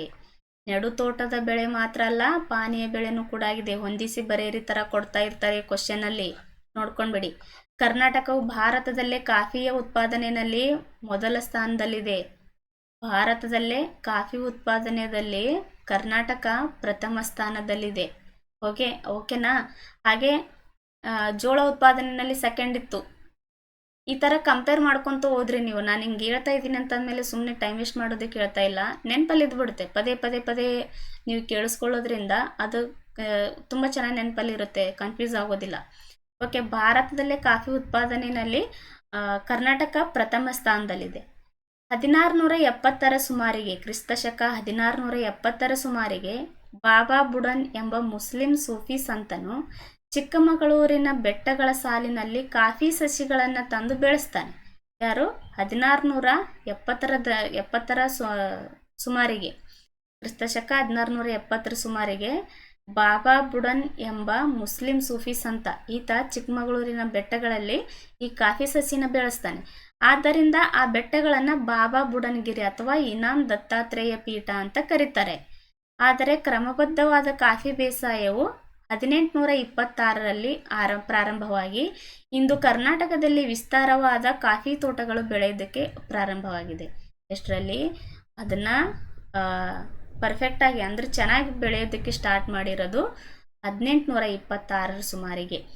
ಕರ್ನಾಟಕವು ಅರೇಬಿಕಾ ಕಾಫಿ ಹಾಗೂ ರೋಬಸ್ಟ್ ಕಾಫಿ ಎಂಬ 2 ಪ್ರಭೇದದ ಕಾಫಿಗಳನ್ನು ಉತ್ಪಾದಿಸುತ್ತದೆ. ನೋಡಿ, ಕರ್ನಾಟಕದ ಕಾಫಿ ಉತ್ಪಾದನೆಯಲ್ಲಿ ಕರ್ನಾಟಕ ಫಸ್ಟ್ ಸ್ಥಾನದಲ್ಲಿದೆ. ಹಾಗೆ ಕರ್ನಾಟಕದಲ್ಲಿ ಅರೇಬಿಕ್ ಕಾಫಿ, ರೋಬಸ್ಟ್ ಕಾಫಿ ಎಂಬ ವಿಧಗಳನ್ನು ಬೆಳೀತಾರೆ. ಅದರಲ್ಲಿ ಅರೇಬಿಕ್ ಕಾಫಿ ಇತ್ತಲ್ಲ, ಇದು ಶ್ರೇಷ್ಠ ದರ್ಜೆಯದ್ದಾಗಿದ್ದು ವಿಶ್ವದ ಮಾರುಕಟ್ಟೆಯಲ್ಲಿ ತುಂಬ ಬೇಡಿಕೆ ಇದೆ ಇದಕ್ಕೆ. ಯಾವುದು? ಅರೇಬಿಕಾ ದರ್ಜೆಯ, ಅದು ಅರೇಬಿಕಾ ವಿಧದ ಕಾಫಿ ವಿಶ್ವದಲ್ಲೇ ಅತಿ ಹೆಚ್ಚು ಬೇಡಿಕೆ ಇರ್ತಕ್ಕಂಥ ಕಾಫಿ ವಿಧಗಳಲ್ಲಿ ಇದು ಒಂದಾಗಿದೆ. ಇದು ಫಸ್ಟ್ ಸ್ಥಾನದಲ್ಲಿ ಬರುತ್ತೆ. ಕಾಫಿಯು ಉಷ್ಣವಲಯದ ಅಧಿಕ ಮಳೆ ಪಡೆಯುವ ಬೆಟ್ಟಗಳ ಇಳಿಜಾರುಗಳಲ್ಲಿ ಬೆಳೆಯುವ ಬೆಳೆಯಾಗಿದೆ. ಇದನ್ನು ಬೆಟ್ಟಗಳ ಇಳಿಜಾರುಗಳಲ್ಲಿ, ಈ ಥರ ಸ್ಲೋಪ್ಗಳಲ್ಲಿ ಬೆಳೀತಾರೆ. ಯಾಕಂದರೆ ಇದರ ಅಡಿಯಲ್ಲಿ ನೀರು ನಿಂತ್ಕೋಬಾರ್ದು. ನೀರು ನಿಂತ್ಕೊಂಡ್ರೆ ಆ ಬೆಳೆಗಳು ನಾಶ ಆಗ್ತವೆ. ಸೊ ಆದ್ದರಿಂದ ಈ ಸ್ಲೋಪ್ಗಳಲ್ಲೇ ಬೆಳೀತಾರೆ. ಇದಕ್ಕೆ ಅಧಿಕ ಮಳೆ ಬೇಕು, ಬೆಟ್ಟಗಳ ಇಳಿಜಾರುನಲ್ಲಿ ಬೆಳೀತಾರೆ. ಜೇಡಿ ಮಿಶ್ರಿತ ಮಣ್ಣು ಇದಕ್ಕೆ ಸೂಕ್ತವಾಗಿದೆ. ಜೇಡಿ ಮಿಶ್ರಿತ ಮಣ್ಣು ಇದು ಇಂಪಾರ್ಟೆಂಟ್ ನೋಡಿ. ಅಧಿಕ ಮಳೆ, ಇಳಿಜಾರು ಇವೆಲ್ಲ ಇಂಪಾರ್ಟೆಂಟು. ಕಾಫಿ ಗಿಡಕ್ಕೆ ಸೂರ್ಯನ ನೇರ ಕಿರಣಗಳು ಬೀಳದಂತೆ ನೆರಳಿನ ಮರಗಳನ್ನು ಬೆಳೆಸಬೇಕು. ನೋಡಿ, ಕಾಫಿ ಗಿಡಗಳಲ್ಲಿ ಅಲ್ಲಲ್ಲಿ ದೊಡ್ಡ ದೊಡ್ಡ ಮರಗಳನ್ನು ಬೆಳೆಸಿರ್ತಾರೆ. ಯಾಕಂದ್ರೆ ಸೂರ್ಯನ ಕಿರಣಗಳು ನೇರವಾಗಿ ಆ ಗಿಡಗಳ ಮೇಲೆ ಬೀಳಬಾರ್ದು ಅಂತ, ಕಾಫಿ ಬೆಳೆಗಳ ಮೇಲೆ ಬೀಳಬಾರ್ದು ಅಂತ. ಮಳೆಯ ನೀರು ಹರಿದು ಹೋಗುವಂತಿರಬೇಕು. ಈ ಎಲ್ಲ ಅಂಶಗಳಿರುವ ಕರ್ನಾಟಕದ ಮಲೆನಾಡಿನಲ್ಲಿ ಕಾಫಿಯನ್ನು ಬೆಳೀತಾರೆ. ಮಲೆನಾಡು ಭಾಗದಲ್ಲಿ ಕಾಫಿನ ಬೆಳೀತಾರೆ. ಓಕೆ, ಬೆಳೆಯುವ ಪ್ರದೇಶಗಳು. ದೇಶದ ಕಾಫಿಯ ಉತ್ಪಾದನೆಯಲ್ಲಿ 70% ಭಾಗ ನಮ್ಮ ಕರ್ನಾಟಕವೇ ಉತ್ಪಾದಿಸುತ್ತದೆ. ಕೊಡಗು ಜಿಲ್ಲೆಯು ಕಾಫಿ ಉತ್ಪಾದನೆಯಲ್ಲಿ ಪ್ರಥಮ ಸ್ಥಾನದಲ್ಲಿದೆ. ಕಾಫಿ ಉತ್ಪಾದನೆಯಲ್ಲಿ ಕರ್ನಾಟಕ ಭಾರತದಲ್ಲಿ ಪ್ರಥಮ ಸ್ಥಾನದಲ್ಲಿದೆ. ಹಾಗೆ ಕರ್ನಾಟಕದಲ್ಲಿ ಕೊಡಗು ಪ್ರಥಮ ಸ್ಥಾನದಲ್ಲಿದೆ. ಚಿಕ್ಕಮಗಳೂರು ಮತ್ತು ಹಾಸನ ಕಾಫಿ ಬೆಳೆಯುವ ಇತರ ಪ್ರಮುಖ ಜಿಲ್ಲೆಗಳಾಗಿವೆ. ಶಿವಮೊಗ್ಗ, ಚಾಮರಾಜನಗರ ಹಾಗೂ ದಕ್ಷಿಣ ಕನ್ನಡ ಜಿಲ್ಲೆಗಳಲ್ಲೂ ಕೂಡ ಸ್ವಲ್ಪ ಪ್ರಮಾಣದಲ್ಲಿ ಕಾಫಿನ ಬೆಳೀತಾರೆ. ಟೋಟಲಿ ಎಷ್ಟು % ನಮ್ಮ ಕರ್ನಾಟಕದಲ್ಲಿ ಕಾಫಿನ ಬೆಳೀತಾರೆ? ಟೋಟಲ್ ದೇಶದ ಕಾಫಿ ಉತ್ಪಾದನೆಯಲ್ಲಿ ಅಂತ ಇಟ್ಕೊಂಡ್ರೆ, ಮತ್ತೆ ಸಾಗುವಳಿ ಭೂಮಿ ಇಷ್ಟೇ ಇದೆ, ಇದರಲ್ಲಿ ಹೆಂಗೆ ಬೆಳೀತಾರೆ ಇಷ್ಟೊಂದು ಅಂತ ಅನ್ಕೊಳಕ್ಕೆ ಹೋಗ್ಬೇಡ್ರಿ. ದೇಶದ ಒಟ್ಟು ಕಾಫಿ ಉತ್ಪಾದನೆಯಲ್ಲಿ 70% ಭಾಗ ನಮ್ಮ ಕರ್ನಾಟಕದಲ್ಲಿ ಬೆಳೀತಾರೆ. ಆದ್ದರಿಂದ ಕರ್ನಾಟಕ ಫಸ್ಟ್ ಸ್ಥಾನದಲ್ಲಿದೆ. ಇಷ್ಟು ಲಾಜಿಕ್ ನೆನಪಲ್ಲಿದ್ದರೆ ಸಾಕು. ಕರ್ನಾಟಕದಲ್ಲಿ ಬೆಳೆಯುವ ಕಾಫಿ ಅತ್ಯುತ್ತಮವಾಗಿದ್ದು ರುಚಿ ಮತ್ತು ಆಹ್ಲಾದತೆಗೆ ಹೆಚ್ಚು ಹೆಸರುವಾಸಿಯಾಗಿದೆ. ಇದರಿಂದಾಗಿ ದೇಶ ವಿದೇಶಗಳಲ್ಲಿ ಕಾಫಿಯು ಉತ್ತಮವಾದ ಮಾರುಕಟ್ಟೆ ಹೊಂದಿದೆ. ಇದರಿಂದ ಕರ್ನಾಟಕವು ಕಾಫಿ ನಾಡು ಅಂತ ಕರೀತಾರೆ. ಕಾಫಿ ನಾಡು ಅಂತೇಳಿ ಕರ್ನಾಟಕಕ್ಕೆ ಕರೀತಾರೆ. ಓಕೆ, ಆವಾಗಲೇ ಒಂದು ಕ್ವಶನ್ ಕೇಳಿದ್ನಲ್ಲ, ಕಾಫಿನಲ್ಲಿ ಯಾವ ಒಂದು ಮಾದಕ ವಸ್ತು ಇರುತ್ತೆ ಅಂತ. ಇವೆಲ್ಲನೂ ನಾ ಏನೆಲ್ಲ ಕ್ವಶನ್ ಕೇಳಿದ್ದೀನಿ ಅವೆಲ್ಲನೂ ಕಮೆಂಟಲ್ಲಿ ಆನ್ಸರ್ ಮಾಡಿ. ಭೂಮಿಯನ್ನು ವಿವಿಧ ಉದ್ದೇಶಗಳಿಗೆ ಬಳಸುವುದನ್ನು ಯಾವ ಏನಂತ ಕರೀತಾರೆ ಅಂತ ಕೊಟ್ಟಿದ್ದಾರೆ. First question. ಓಕೆ, ಅತಿ ಹೆಚ್ಚು ಸಾಗುವಳಿ ಭೂಮಿಯನ್ನು ಡ್ಯಾಶ್ ಜಿಲ್ಲೆಯು ಹೊಂದಿದೆ. ಡ್ಯಾಶ್ ಜಿಲ್ಲೆಯು ಹೊಂದಿದೆ. ಕರ್ನಾಟಕದಲ್ಲಿ ಅತಿ ಹೆಚ್ಚು ಕಬ್ಬು ಉತ್ಪಾದಿಸುವ ಜಿಲ್ಲೆ ಯಾವುದು? ಡ್ಯಾಶ್ ಅಂತ ಕೊಟ್ಟಿದ್ದಾರೆ. ತಂಬಾಕಿನಲ್ಲಿ ಡ್ಯಾಶ್ ಎಂಬ ಮಾದಕ ವಸ್ತು ಇರುತ್ತದೆ. ನೋಡಿ, ಕೆಳಗೆ ಇನ್ನೂ ಬರುತ್ತವೆ. ಓಕೆ, ಒಂದು ನಿಮಿಷ.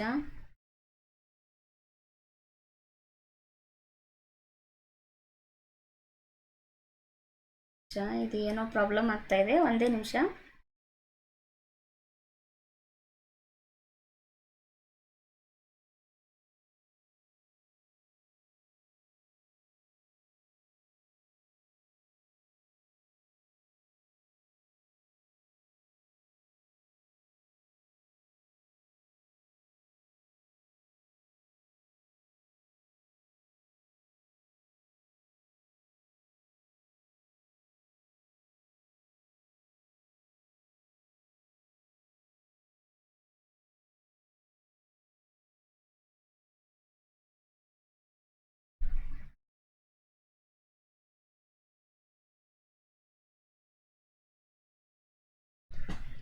ಒಂದು ನಿಮಿಷ, ಇದೇನೋ ಪ್ರಾಬ್ಲಮ್ ಆಗ್ತಾ ಇದೆ.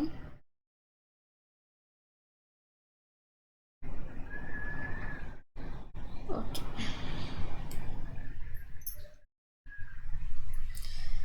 ಓಕೆ, ಇದು ಬಿಟ್ಟ ಸ್ಥಳ ನೋಡ್ಕೊಂಡು ಬಿಡೋಣ. ಭೂಮಿಯನ್ನು ವಿವಿಧ ಉದ್ದೇಶಗಳಿಗೆ ಬಳಸುವುದನ್ನು ಏನಂತ ಕರೀತಾರೆ?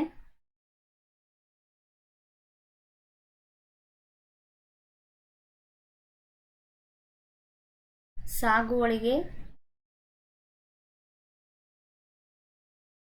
ಲಭ್ಯವಿಲ್ಲದ ಭೂಮಿ.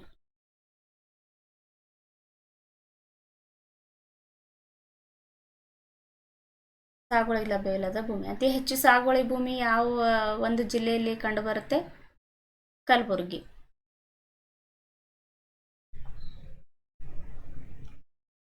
ಕರ್ನಾಟಕದಲ್ಲಿ ಅತಿ ಹೆಚ್ಚು ಕಬ್ಬು ಉತ್ಪಾದಿಸುವ ಜಿಲ್ಲೆ ಯಾವುದು?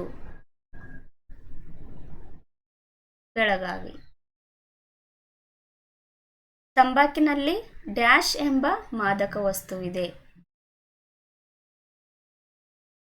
ನಿಕೋಟಿನ್ ನೋಡ್ರಿ ಇದು.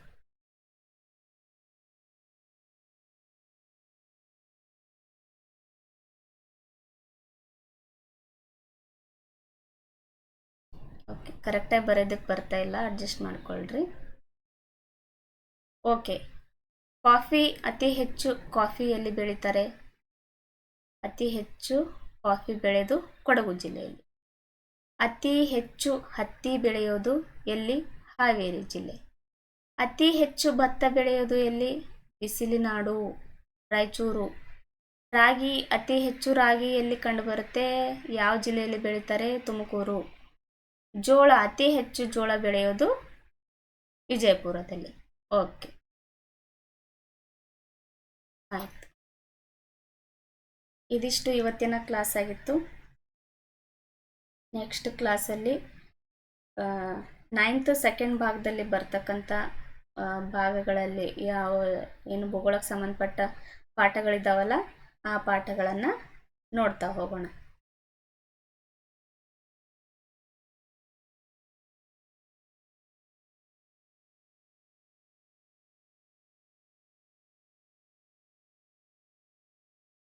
ಓಕೆ, ಇಷ್ಟೊತ್ತು ಈ ಕ್ಲಾಸ್ ಕೇಳಿದ್ದಕ್ಕೆ ತುಂಬ ಹೃದಯದ ಧನ್ಯವಾದಗಳು. ಇನ್ನೂ ಯಾರೆಲ್ಲ ನನ್ನ ಚಾನೆಲ್ನ ಸಬ್ಸ್ಕ್ರೈಬ್ ಮಾಡ್ಕೊಂಡಿಲ್ವೋ ದಯವಿಟ್ಟು ಸಬ್ಸ್ಕ್ರೈಬ್ ಮಾಡ್ಕೊಳ್ಳಿ. ಈ ಪಾಠ ನಿಮಗೆ ಇಷ್ಟ ಆದರೆ ಲೈಕ್ ಮಾಡಿ, ಶೇರ್ ಮಾಡಿ, ಹಾಗೆ ಕಮೆಂಟ್ ಮಾಡಿ. ಪ್ರಶ್ನೆಗಳು ಗೊತ್ತಿದ್ದರೆ ಕಮೆಂಟ್ ಮಾಡಿ, ಗೊತ್ತಿಲ್ಲ ಅಂದರೂ ಕೂಡ ಕಮೆಂಟ್ ಮಾಡಿ, ನಾನು ಸರಿಯಾದ ಆನ್ಸರ್ನ ಮಾಡ್ತೀನಿ. ಓಕೆ, ಸಿಗೋಣ ನೆಕ್ಸ್ಟ್ ಕ್ಲಾಸಲ್ಲಿ.